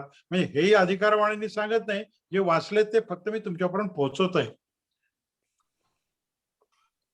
थँक्यू. पण आणि त्याचा दुसरा एक प्रश्न असा की हे जे तुम्ही संशोधन करताय त्याच्यामुळे तुम्हाला असं काही त्याच्यामधनं निष्पन्न होतं का की बुवा ह्या ज्या गोष्टी लुप्त होतात त्यांना आपण म्हणजे त्यांचं लुप्त म्हणजे त्यांचं आयुष्य आपण वाढवू शकू ह्याच्या दृष्टीने काही म्हणजे जे म्हणतायत ना सध्या जे चाललंय काय म्हणतात आपलं ते हे क्लायमेट चेंज वगैरेमुळे जे होत आहे त्याच्या संदर्भात म्हणते की असं काही ते निसर्गाबद्दल आपण त्याला थोपून धरू शकू का असं काही संशोधन होतं का त्याचा फायदा होतो का हा नवीन बरोबर आहे तुझा प्रश्न. मी ढोलावीराला किंवा मी कालीबंगाला गेलो, राखी गडीला गेलो, तिथली उत्खननं त्यांनी पुन्हा मातीत गाडून टाकली. मी म्हणालो अरे मला ती स्क्रिप्ट बघायची, मला बघू द्या. ते म्हणाले हे झाकलं का तुम्ही? तर ते म्हणाले पुन्हा ते खराब होतं लोक येऊन आणि त्यांना तर टुरिस्ट स्पॉट म्हणून करायचे नाहीत, हा एक भाग. त्यामुळं फारसं बघायला नाही मिळत. ढोलावीराचं बरचसं ओपन बघायला मिळतं आणि ते जरूर जाण्यासारखं आहे तिथे. आता तुमचा दुसरा जो प्रश्न तो प्रिझर्व करता येतं का? तर ह्या ज्या क्लायमेट चेंजमुळे हल्ली हा जो मोठा ग्लोबल वॉर्मिंगचा प्रश्न आला आणि या हिमनद्या नष्ट व्हायला लागल्या, तुम्हाला माहित असेल. त्याच्यावर मी तुम्हाला दाखवतो एक, मी मुद्दाम इथं तुम्हाला हे दाखवतो. इथं इथं अलास्कात जेव्हा आम्ही गेलो तेव्हा मी अभ्यासाच्या दृष्टीने हा फोटो काढला होता.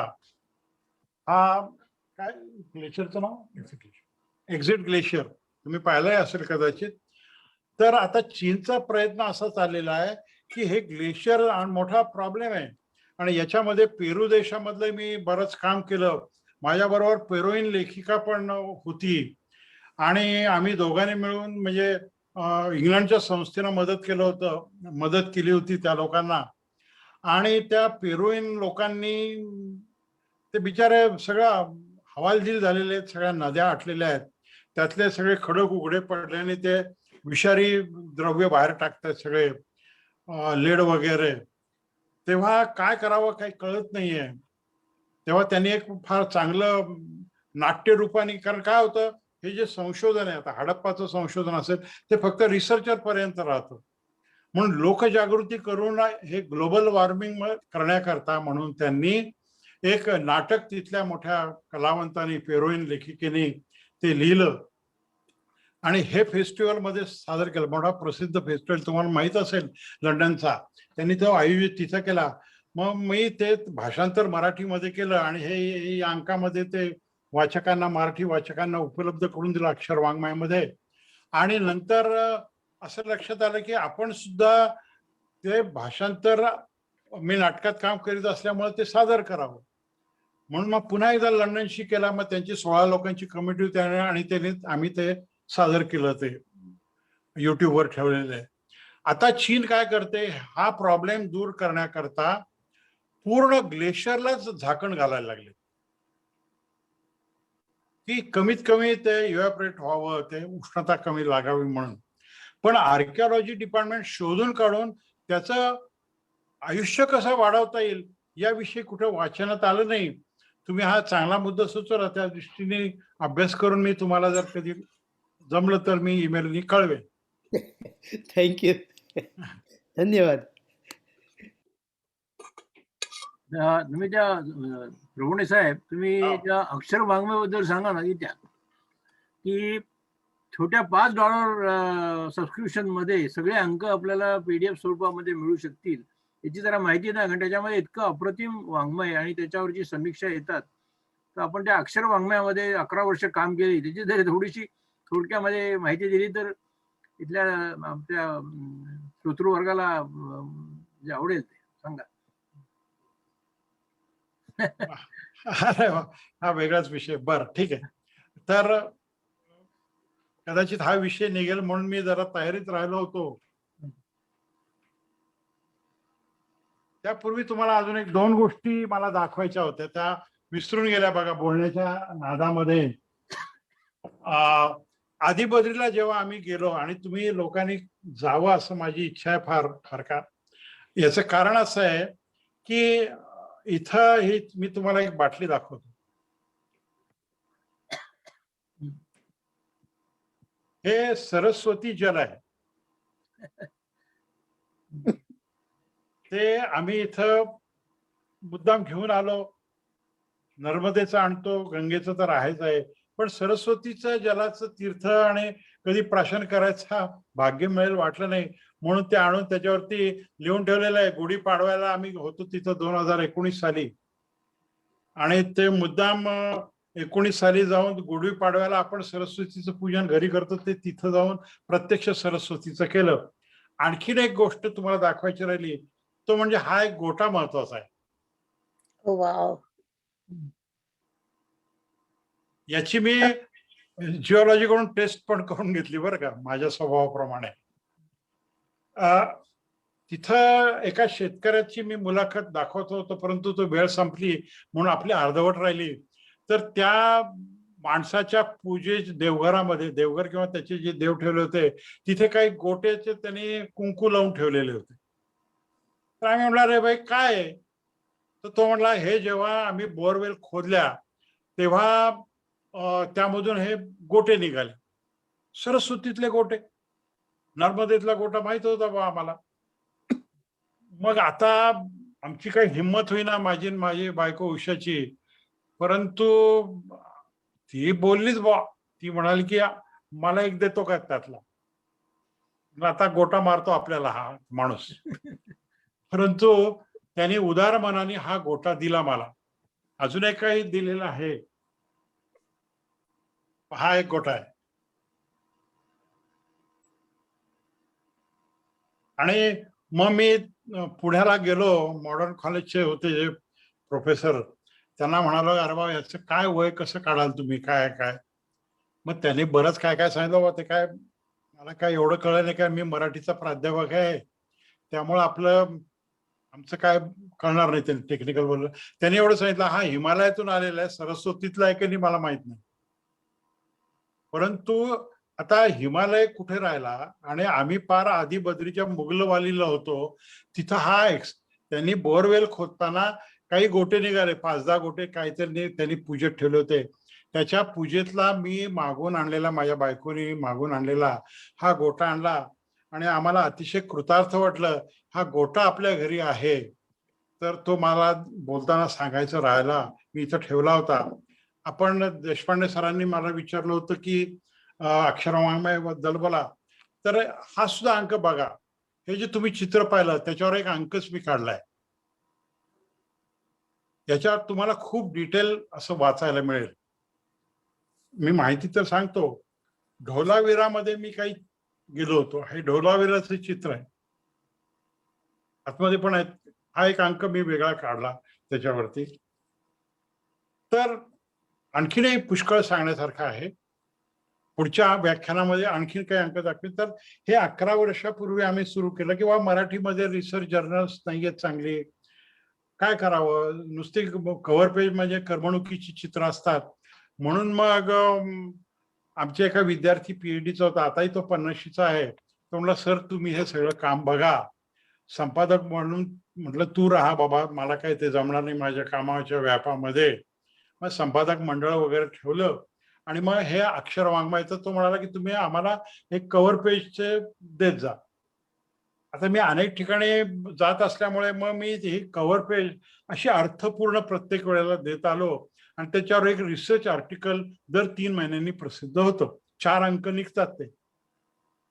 आता हा अंक बघा, हा एकदम वेगळा आहे. हे तुम्हाला माहित असतील, हे भास्कराचार्य. आणि इथल्या कनेटिकट युनिव्हर्सिटी आपल्याला माहिती आहे, तिथल्या अभ्यासक्रमामध्ये भास्कराचार्यांच्या लीलावती ग्रंथातलं मॅथमॅटिक्स अभ्यासक्रमामध्ये रेग्युलर कोर्सला आज शिकवलं जातं. त्याचे उल्लेख आहेत त्याच्यामध्ये. जुने अंक पाहिजे असतील तर आम्ही तुम्हाला पाठवू शकू. आणखीन हा चित्रपट भाषा विशेषांक आहे.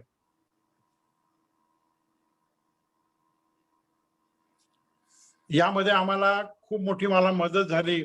तुम्हाला माहित असेल, पुण्याच्या लोकांना डॉक्टर श्यामला वनारसे आणि मी दोघांनी काम केलं आणि पुण्याच्या फिल्म इन्स्टिट्यूटने आम्हाला खूप याच्यात सहकार्य केलं आणि सतीश बहादूर पंडित नेहरूंनी यांची नेमणूक केली होती आणि पहिल्या प्रथम फिल्म ॲप्रिसिएशन हे भारतीयांना शिकवणारे हे सतीश बहादूर.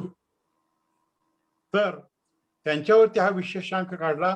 याच्यावर अतिशय मान्यवर सिनेमातल्या लोकांनी लिहिलं. याचं इनॉग्रेशन सुद्धा आम्ही फार चांगल्या लोकांकडून करून घेतलं आणि त्यामध्ये आता तेव्हा हा एक अंक फार संग्राह्य आणि वाचनीय आहे की सिनेमाची भाषा कशी असते यावर मराठीमध्ये काम नव्हतं, म्हणून मग त्यावर एक अंक काढला. आणि हे जे आहे ते त्यांच्या विद्यार्थ्यांनी, सतीश बहादुरांनी दिलेली पाटी जी होती त्याच्यावरच्या या सह्यातून हे त्यांचं चित्र काढून असा अर्थ पूर्ण केलं. याहून एक महत्वाचा अंक तुम्हाला जर पाहिजे असेल तर 400 पानाचा अंक आहे हा अंक. हा इंटरनॅशनल ड्रामा स्पेशल इश्यू आहे आणि यामध्ये आपल्या अमेरिकेतल्या खूप मोठ्या महत्वाच्या लोकांच्या मी मुलाखती घेतल्या. 13 मुलाखती यामध्ये मी घेतलेल्या आहे आणि मुलाखती यासाठी घ्यायच्या कारण पुस्तकातली लिहिलेली मतं जुनी होतात, रिसर्च पेपरमध्ये नवीन असतात आणि मुलाखतीमध्ये आजची असतात. आणि म्हणून जगातल्या 5 खंड असतील तर 4 खंडातल्या लोकांनी लिहिले, आफ्रिकेपासून सगळ्या अमेरिका खंडामधल्या लोकांनी लिहिलं, युरोप खंडातल्या लिहिलं आणि हा अतिशय मौलिक आणि भारतातल्या लोकांनी लिहिला. हा इंग्रजी आणि मराठीमध्ये दोन्ही आहे. हा पण इंग्रजी मराठीमध्ये दोन्ही आहे आणि बऱ्याचशा कव्हर स्टोरीज आहेत त्या मराठी इंग्रजीमध्ये आम्ही द्यायची पद्धत आहे. तर असे हे अंक आम्हाला असं वाटतं की आपण अधिकाधिक लोकांना द्यावं. आणि मुख्य म्हणजे इथले अमेरिकन माझे जे मित्र आहेत, अमेरिकन संशोधक, ते यामध्ये लिहितात. डॉक्टर टेरेसा पिजन लिहिते, जॉन स्मेसर लिहितो उदाहरणार्थ. असे अनेक लोक तुम्हाला मिळतील की त्यांची मतं त्यामध्ये लिहितात आणि आम्ही ती इंग्रजीमध्ये प्रसिद्ध करतो. पण मग इंग्रजी वाचायला लोकांना जरा आवड होतं, म्हणून शक्यतो मराठी देण्याचा आमचा प्रयत्न असतो आपल्या मराठी लोकांकडून. आणि देशपांडे सरांनी सांगितल्याप्रमाणे आता पीडीएफने लवकर येतं. तुम्हाला फक्त वर्षाला $5 मिनिमम. हा काय प्रॉफिट मोटिव्ह नाही, हा नो प्रॉफिट नो लॉस असल्यासारखंच आहे. तर याचा कारण प्रोडक्शनला खर्च येतो, कारण आता हे सगळं ग्लॉसी पेपरवर तुम्हाला लक्षात आलं असेल आहे. जाहिराती घ्यायच्या नाहीत असं माझं बंधन आहे त्यांच्यावरती. डॉक्टर सूर्यवंशी म्हणून आहेत, ते प्रोफेसर आहेत, प्रोफेसर पदावर आहेत आणि हे माग फक्त जाहिराती असतात की आमची जाहिरात आहे. इकडे पुस्तकाची जाहिरात असते. हे माझं पुस्तक आहे इंग्रजी मधलं, ते मी इथं ठेवलेलं आहे. हे पुस्तक हे परवा इथं एक 6-8 महिन्यापूर्वी अमेरिकेत प्रसिद्ध झालं. डॉक्टर टेरेसा पिजन, मी आता म्हटल्याप्रमाणे त्या माझ्यावर काम करतात. त्यांनी मी water stories native American and Asian Indians legends of rain rivers and lakes या नावाचं 300 पानाचं पुस्तक आहे. तर हे सगळं काम करताना मला असं वाटतं या लोकांनी मराठीमध्ये लिहावं आणि मराठीच्या लोकांचं परदेशामध्ये जावं. आणि म्हणून आपल्या लोकांनी इथल्या, जरी आता मी इथला नागरिक असलो तरी भारताशी संबंध आहे, म्हणून या दोघांमध्ये एक पूल असावा. म्हणून मी भारतीय संस्कृतीवर हे तौलनिक आहे, मोठं इंटरेस्टिंग आहे की आपल्याकडच्या कथा पारंपरिक कथा आणि या अमेरिकन इंडियन्सच्या पारंपरिक कथा यामध्ये सिमिलॅरिटीज काय आहेत? उदाहरणार्थ, आपल्याकडे जर पाऊस थांबव असं कुणी सांगत असेल सत्पुरुष, तर ह्यांच्याकडे पण तसाच असला पाहिजे. आपल्याकडे जर बळी देणारा असेल एखाद्या किल्ल्याला कोणाचा, तर इथेही बळी देणारा पाहिजे, मानवी बळी. अशा प्रकारच्या विलक्षण कथा, मानवी मन एकच असतं हे सांगणाऱ्या या कथा आहेत.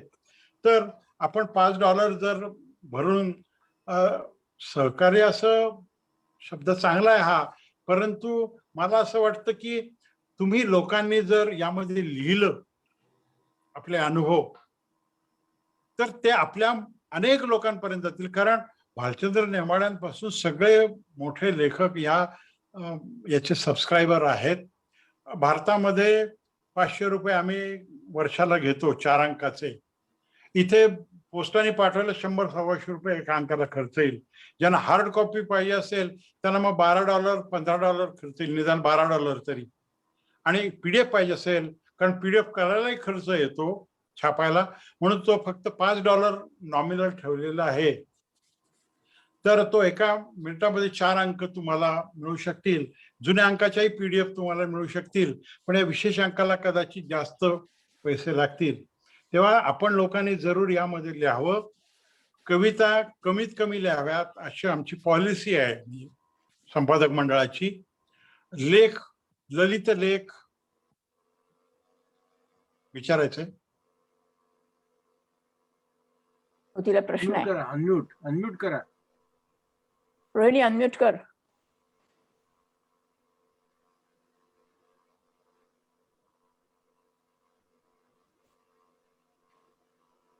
हो, अनम्यूट करते. हा. हॅलो, हा, आता ऐकू येत आहे. हो. ओके. मला एक प्रश्न आहे की मी चॅटवर पण लिहिलंय की पाण्याचं एज म्हणजे काय, आणि दुसरं म्हणजे जे तुमचं पुस्तक आहे वॉटर स्टोरीज, त्याची मला एक कॉपी घ्यायची आहे. तर ती कशी घ्यायची ते तुम्ही रजनीला सांगा, म्हणजे आय विल. आपल्याला अमेझॉनवर उपलब्ध आहे. त्याला Oh, 5 स्टार Amazon. आहे. अमेझॉनने 5 स्टार दिलेले आहेत. ओ ग्रेट. हा, तर तुम्हाला ते लगेच मिळू शकतं तिथे. ओ ग्रेट. हा हा. कारण माझा एक भाचा आहे, he is doing research. I mean, he already has PhD, but he does research. नद्यांचा उगम आणि त्यांचं कसं चालतं ते त्याच्यावर त्याचं रिसर्च आहे. आणि they in his laboratory they simulate the whole thing, कुठचं भागाचं लिहायचं असलं तर. So I thought he will be interested in reading your book, as well as myself and my brother, because he likes to. He is a space scientist, but he goes and Indian reservation, and then he thinks like तुम्ही सांगितलं ना ते similarity असते, तसं तो आम्हाला सांगतो, ओ इथले इंडियन आपण असंच करतात असं. तर he will also like to read the book. So I will maybe buy 2 copies of it, one for me and one for them. Thank you. फार आनंद वाटला. चांगलं झालं पण भाषण. Thank you very much. थँक्यू, आनंद वाटला. अरुणजी, शिवाजींनी जर रजनीला ईमेल पाठवली, कोणाला इंटरेस्ट आहे की सबस्क्रिप्शन 1 वर्षाची $5 त्यांना, तर मग ते आपल्याला कोऑर्डिनेट करता येईल. म्हणजे आम्ही या भागामध्ये कोऑर्डिनेट करू. अगदी जरूर. I can help Rajni on this. Rajni. हो, अरुण भाऊ, तुम्ही तुमचं डिटेल्स पाठवा मला आणि मी ते सर्क्युलेट करते. हो, मी ते पाठवतो. तुम्ही तुमच्याकडे जमा करा, माझ्याकडे पाठवले की मी ते माझ्या कन्वर्ट करून मी पाठवून देईन त्यांना तिकडे. नाही, मी जमा वगैरे नाही करणार. मी फक्त लोकांना इन्फॉर्मेशन देईन आणि ते पैशाचं वगैरे ते तुम्ही बघा. हो, बरं, चालेल. पण मला नावं तरी कळावं लागतील ना. नाही, नावं कळवीन, लोकांना तुमचं ईमेल ऍड्रेस देईन, अक्षर वाङ्मयाचे इन्फॉर्मेशन देईन. पण पैशामध्ये मी नाही पडत, ते तुमच्याशी 1 on 1 करू शकतील. हो, नाही, ते बरोबर आहे. कारण नाही, टेक्निकल डिफिकल्टी अशी आहे की त्यांचं तिथे डॉलर्समध्ये अकाउंट नसतं ना. होय. त्यामुळे ते मला इथून घेऊन ते तिकडे पाठवावे लागणार आहेत. कारण मी स्वतः त्याचा मार्गदर्शक म्हणून काम बघतो, सगळं काम मीच बघतो, प्रूफ बघण्यापासून. परंतु पॉलिसी मॅटर लेख निवडताना वगैरे संपादक मंडळही महत्वाचं असतं ना. हो. तर त्यांच्याशिवाय मी एकटा निर्णय नाही घेऊ शकत. तर त्याबाबत ते करतील, पण बाकीचे सगळे आर्थिक व्यवहार, मार्केटिंग वगैरे ते पाहतात. परदेशामध्ये आता हा नवीन मुद्दा आल्यामुळे मी जरूर पाहिन आणि आपल्या लोकांनी यामध्ये लिहावं अशी माझी फार कळकळीची विनंती आहे, की आपल्या लोकांनाही कळलं पाहिजे की अमेरिकेमध्ये राहणारी लोक सुद्धा मराठी किती उत्तम लिहू शकतात. आणि जर जमतच नसेल मराठी तर इंग्रजी आम्ही नाईलाज म्हणून छापू, नाही असं नाही, पण ते युनिक असा काही ललित अनुभव असेल, अशा प्रकारचे जे अनुभव आपण खूप प्रत्येकाच्या आयुष्यामध्ये येतात. कथान कादंबरी कविताच लिहायला पाहिजे असं नाही. ज्याला आपण ललित गद्य म्हणतो, ते ललित गद्य जरी तुम्ही अगदी एक अनुभव लिहिला की मी पहिल्यांदा अमेरिकेत आले तेव्हा माझी मनस्थिती काय होती, माझ्या मुलांना आता नवीन पिढी आहे तर त्यांची मनस्थिती काय आहे, मला भारताविषयी तेव्हा काय वाटत होतं, आज काय वाटतं. आज भारतातली मुलं आपण असं पाहतो की आमची मुलं आम्ही जेव्हा इथं आलो, म्हणजे 95ला माझा मुलगा आला मोठा, तेव्हा कितीतरी वर्ष आमची दोन्ही मुलं म्हणत होती की अमेरिकेत राहावं का भारतात परत जावं, नको बा नागरिकत्व. आजची परिस्थिती अशी आहे की भारतातली मुलं म्हणतात भारत छोडो कधी होईल कुणाला माहित, लवकरात लवकर आम्हाला कायमचं जायचंय भारताला सोडून. हा बदल आहे खूप मोठा सामाजिक. एक निरीक्षक म्हणून मला अभ्यास करताना माझे नातेवाईक इथे जवळ 40 लोक राहतात बे एरियामध्ये.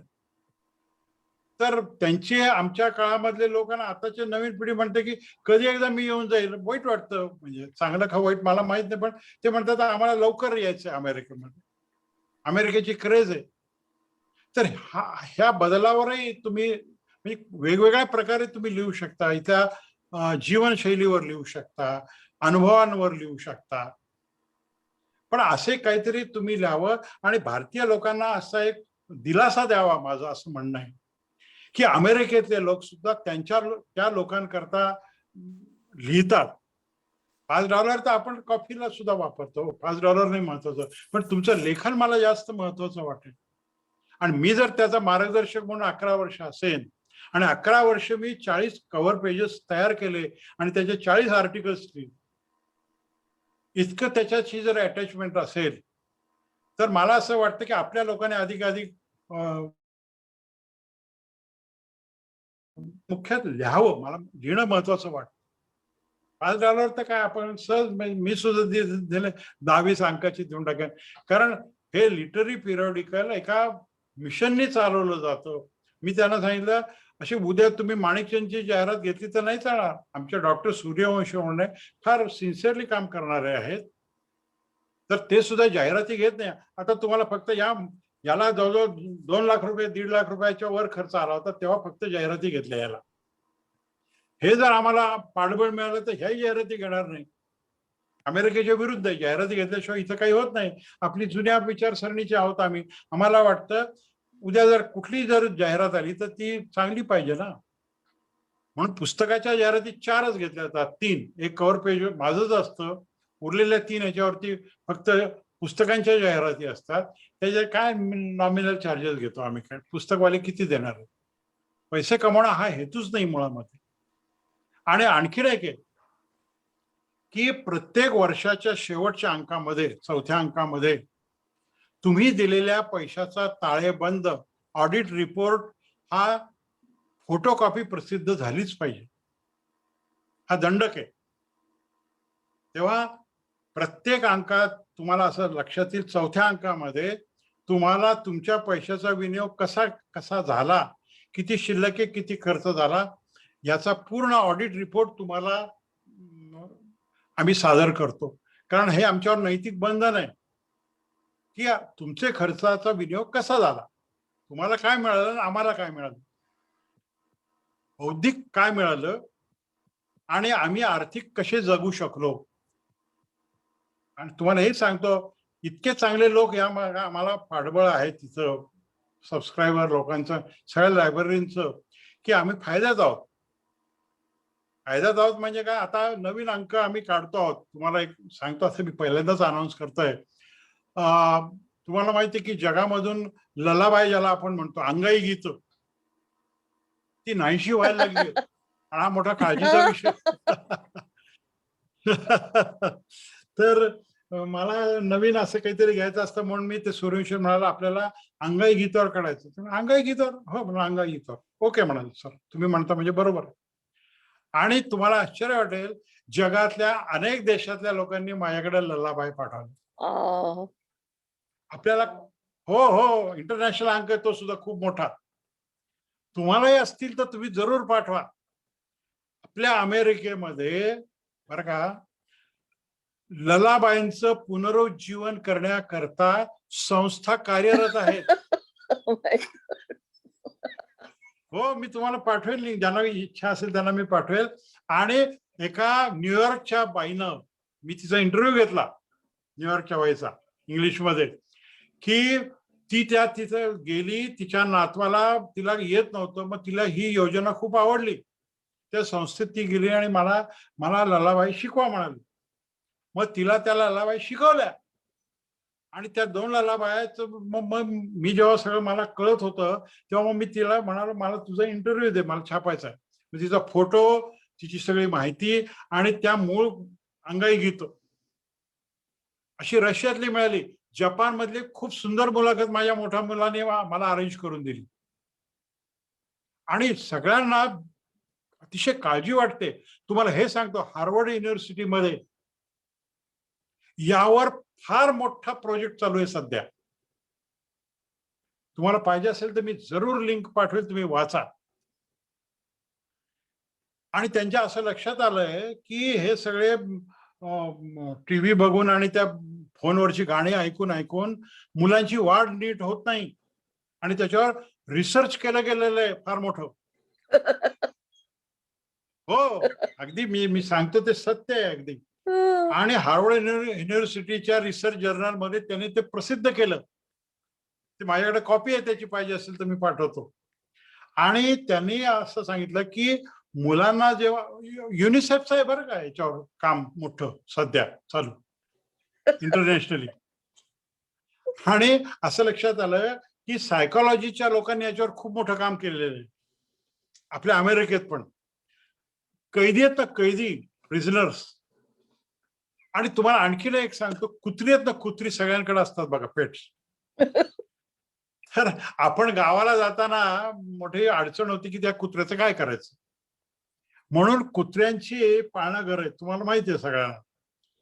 पण ती कुत्र्यांचं कधीतरी डोकं फिरतं आणि ती रात्री भुंकायला लागतात. आणि ती काहीतरी 10-20 कुत्री एकत्र असतात, त्या माणसाचं डोकं फिरून जातं सगळे भुंकायला लागल्यावर. त्या कुत्र्यांना झोपवण्याकरता ललाबाई लिहिल्या गेल्या. हो आणि ते प्रयोग चालू आहेत सध्या, आहेत त्याच्या रेकॉर्ड्स मिळतात बाजारात विकत. कोणाकडे कुत्रा असेल लुना डॉगी आम्हाला आवडे. प्रश्न आहे का कोणाला काही? हो मला प्रश्न आहे अरुण भाऊ. फार सुंदर, अतिशय सुंदर झालं आजचं तुमचं. म्हणजे तुम्ही आम्हाला एक वेगळ्याच जगामध्ये घेऊन गेलात. हे आता तुम्ही ललबाईचं म्हणताय ना, तर मी वॉशिंग्टन DC मध्येच, कदाचित रजनी सांगू शकेल, कुठचं म्युझियम पाहिलं तेही आता आठवत नाही, खूप जुनी गोष्ट आहे ही, एक 20-25 वर्ष झाली त्याला. तिथे पॉवर ऑफ म्युझिक मध्ये त्यांनी ललबाईज लावलेली होती. या ते एकच आपलं सांगायचं होतं तुम्हाला मला आता. खूप चांगलं सांगितलं तुम्ही. अतिशय सुंदर झाला कार्यक्रम. धन्यवाद. परत त्याच्याबद्दल थोडी अधिक माहिती देतो. इथल्या अमेरिकेतल्या बऱ्याच हॉस्पिटल्स मध्ये बाळाचा जन्म होताना ललाबाईचं संगीत लावलेलं असतं. छान. आणि मानसशास्त्रीय दृष्ट्या असं सिद्ध झालेलं आहे की या ज्या ललाबाई गायल्या जातात आईकडून, तेव्हा गर्भामध्ये असलेल्या त्या बाळाच्या मनावरती चांगले सुसंस्कार होतात. तुम्हाला आठवत असेल, आपल्याकडे आपल्या पद्धती समोर कृष्णाचा फोटो ठेवा, बाळकृष्णाचा.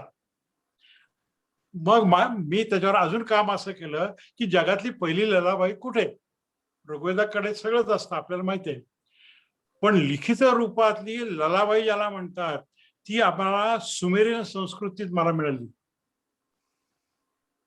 आणि कव्हर पेज त्याचं तयार केलं, त्याच्यावर खूप मोठं आमच्या मुलांनी काम केलेलं आहे. सुमेरियन भाषेमधली ती अप्रतिम ललाबाई 5000 वर्षापूर्वीची. ते त्या अंकाचं आम्ही देणार आहोत. ज्यांना पाहिजे असेल तो अंक त्याने जरूर, म्हणजे सभासद झालं तर आपोआप तुम्हाला. पाण्यावरती प्रश्न होता. पाण्यावर काय प्रश्न आहे? पाण्याचं वय कसं? हा, तुम्ही मला पाण्याच्या वयाचं कार्बन टेस्ट सांगितलं ना? हो, कोणी तुम्ही विचारलं होतं का? मी विचारलं. रोहिणी. हा, तर मला वाटतं इथं IIT-चे अनिल भाटे होता, पण I think he is not here. आहेत अजून. आहे का? ओके. हा, मग ते सांगू शकतील मला. अनिल,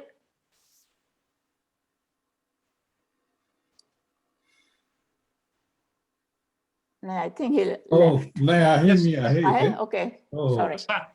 हो. त्याच्यामध्ये म्हणजे माझं उत्तर असं की पाण्यामध्ये फरक नसतो, पण पाण्यामध्ये काही खनिजं मिसळलेली असतात आणि त्या खनिजांचा जे रासायनिक स्ट्रक्चर जे असतं त्याचं स्पेक्ट्रम अनालिसिस करून त्याच्यावरून हे पाण्याचं सॅम्पल हे कुठून आलेलं असलं पाहिजे याचा अंदाज घेता येतो.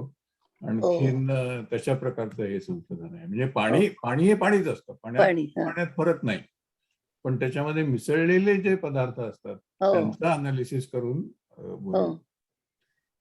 जसं काही ह्याच्यात आयर्न असतं काही पाण्यामध्ये, ते जरा कडसर लागतं. अनेक वेगवेगळ्या प्रकारची खनिजे असतात. आणखीन विशेष म्हणजे हे खनिजांच्या बाबतीत झालं. आता प्रॉब्लेम असा आहे की कार्बन डेटिंग जर तुम्हाला करायचं असेल तर त्याच्याकरता बायोलॉजिकल मटेरियल असायला पाहिजे. खनिजांचं किंवा जे ज्याच्यामध्ये जीव नाही अशा प्रकारच्या मटेरियल जे आहे त्याचं कार्बन टेस्टिंग करता येत नाही. दगडांचं किंवा मेटल्स वगैरे याचं कार्बन टेस्टिंग होत नाही, कारण कार्बन लागतं त्याच्यात. हा, म्हणजे जैविक असं जर त्या पाण्यामध्ये काही मिसळलेलं सापडलं तर त्या भागाचं कार्बन टेस्टिंग करता येतं. कार्बन अरुण भाई, थँक्यू. अनिलजी भाटलेंचा पण फार मोठा अभ्यास आहे सरस्वतीवर. मला माहिती आहे, काल आमचं 2 तास बोलणं झालं. हा, तेच. आणि रजनी, त्यांचे धन्यवाद तू करशील, पण मी स्वतः त्यांना थँक्यू म्हणतो. म्हण ना. नाही, तू कर ना धन्यवाद. नाही, तुम्ही बोला, पण मला एक विनंती करायची आहे की हा जो किताब आहे नवरस जो आहे पुस्तक, ते अतिशय काव्यमय आहे. मुस्लिम सुलतानांनी आपल्या भारतीय संस्कृतीचा उपयोग करून ते पुस्तक आहे. माझ्याकडे आहे कॉपी, कोणाला पाहिजे तर मी देऊ शकतो, आय कॅन लेंड. आणि तुम्ही घ्या यांच्याकडून. तर त्याच्यावर एक कार्यक्रम आपण करायला पाहिजे. रजनींच्या सवडींनी प्रोग्राम मध्ये कधी हे केलं रजनी तर बघा. हो. Second date Rajni. हो. ओके, आता 5:30 होत आलेले आहेत. तर कपल ऑफ अनाउन्समेंट्स. अरुण भाऊंचा पार्ट 2 आपण करणार आहोत आणि त्या पार्ट 2 मध्ये अरुण भाऊ सरस्वती नदी, आणखीन अमेरिकेतल्या इतर नद्या किंवा अमेरिकेत धर्मांमध्ये सरस्वती नदीचा कसा उल्लेख वगैरे आलेला आहे त्याबद्दल बोलणार आहेत. आणि मग अरुण भाऊंकडे इतकं मटेरियल आहे की त्यांचं स्वतःच एक सिरीज होऊ शकते, पण विल टेक इट स्लोली. देवतेवर येईल पुढचा भाग. नदीचा आपण थांबवलाय. ओके, सो तो थोडं तुम्ही सांगा पार्ट 2चं काय आहे ते, म्हणजे मला चुकीची माहिती द्यायला नको. नाही, चुकीची अशी नाहीये. मी काल यांच्याशी बोलतानाही बोललो, त्यांचा तर फारच सखोल अभ्यास आहे, त्याच्याबद्दल तर काही निर्विवाद आहे अगदी. तर ही एकमेव नदी आहे जी देवता झाली. तर देवतेची बदल कसे होत गेले, देवतेतही बदल होत गेले सरस्वतीत. तिची पहिली मूर्ती कशी होती, आताची मूर्ती कशी आहे, तिच्याविषयीच्या कल्पना, स्तोत्र, अमकं डमकं. आणि जैन आणि बौद्ध धर्मामध्ये सरस्वती किती मूल्यवान आहे आजही, यावर खूप खूप प्रसिद्ध लोकांनी लिहिलेले आहेत पुस्तकं. आणि त्यांच्या स्कल्पचर्स मध्ये वगैरे सुद्धा, पेंटिंग्स मध्ये सुद्धा सरस्वतीची काढलेली चित्र आणि त्यांचे जे सगळे शिल्प आहेत त्याचा अभ्यास फार मोठ्या प्रमाणावर झालेला आहे. कुवलय माला नावाचा जो ग्रंथ आहे तो फार महत्वाचा आहे बुद्ध धर्मातला, त्यांना माहित असेल मी बोलतो ते. तर त्याविषयी खूप मोठं काम आहे. जर आणि आणखी मी त्यांच्याशी काल बोलताना म्हणाल की आपल्या अमेरिकेमध्ये सुद्धा सरस्वतीचा फार मोठा मूर्ती वॉशिंग्टन जवळ आहे. रजनीताई तुम्हालाही मी बोललो होतो. हो हो. हा सगळा भाग ती राजकीय एक दूत म्हणून सुद्धा सरस्वतीचा आज कसा उपयोग आहे लोकांना. नदी म्हणून गेली म्हणून मी म्हणालो नदी म्हणून गेली, परंतु ती आजही चिरंजीव राहिली. हा सगळा भाग पुढच्या भागामध्ये आपण करणार आहोत. त्याही वेळेला आपल्याला खूप प्रकारचे असे सुंदर चित्र माझ्याकडे आहेत जी मी जमा केलेली आहेत. स्कल्पचर्स खूप महत्वाचे आहेत. आदिबद्रीलाही खूप त्यांनी ठेवलेले फोटो चांगले स्कल्पचर्सचे ह्याचे. तो सगळा भाग आपण तेव्हा बघू. आता लोकांना बराच उशीर झालाय मला वाटतं. मी पुन्हा एकदा विनंती करतो मात्र की आपण जरूर सबस्क्राईब करा. $5 वर्षाचे देऊन मी ईमेल पाठवतो आणि तुम्हाला चांगलं वाटेल वाचायला. आणि तुम्ही मुख्य लिहा अशी माझी विनंती आहे तुम्हाला. लिहिण्याचं महत्वाचं आहे याबद्दल मला, म्हणजे मी सूर्यवंशी नाही सांगेन की आपल्याला चांगला रिस्पॉन्स आहे. लेखक चांगले मिळणार आहेत अमेरिकेतले आणि वाचकही चांगले मिळणार आहेत सुजाण. Okay, with that thank you Ramesh Thank you. For introducing. काही बोलताय? बोलताय का तुम्ही? हो, माझं जे 45 वर्षापूर्वी सरस्वतीवरती रिसर्च केलेला आहे त्याच्यातले निष्कर्ष आज प्रभुणे साहेबांनी जे सांगितलं त्याच्यापेक्षा थोडेसे वेगळे आहेत. तर दोघांचं सुसंवाद अर्थात आम्ही साधू शकतो, पण त्याच्याकरता डायलॉग या स्वरूपात जर एखादा कार्यक्रम केला तर माझे निष्कर्ष कसे वेगळे आहेत ते मी सांगू शकेन. ऋग्वेदामध्ये 7 ठिकाणी सरस्वतीचा उल्लेख येतो आणि त्याच्याबद्दल जी डिस्क्रिप्शन्स आहेत ती सगळी मी अभ्यासलेली आहेत, त्याच्यावरती संशोधनही केलेलं आहे. आणि मुद्दा असा आहे की प्रभुणे साहेब म्हणतात की एकाच सरस्वती मध्ये बदल होत गेले, पण माझं म्हणणं असं आहे की नाही, या 7 वेगवेगळे नद्या आहेत आणखीन वगैरे वगैरे. ते सगळं आता सांगत नाही, पण अशा प्रकारचा डायलॉग असं जर करता आला तर माझं संशोधन मी मांडू शकेन. नाही तर तो आपण डायलॉग मी काल म्हटलं तसं युनिव्हर्स ऑफ स्पिरिच्युअलिटी या फोरम खाली करूया. म्हणजे मग I think that will be covered better under that mission. With that thank you Ramesh for introducing Arun भाऊ आणि Satyavrat. Thank you very much for doing this slide show. आणि अरुण भाऊ तुम्ही खूपच महत्वाचं काम केलेलं आहे अक्षरवाङ्मयासाठी आणि तुमची क्युरिओसिटी तर दांडगी आहे. So with that let's close the session. आणि पुढच्या आठवड्यात सेशन आहे ते अंगत पंगत. हे आपलं जे जुनं प्रिया शिलोत्री पूर्वी करत होती गेल्या वर्षी त्याचा एक भाग ती करणार आहे. तर आपण भेटूया पुढल्या रविवारी 3:30 वाजता. Good night and have a nice week. Bye bye. Thank you Prabhu. Thank you.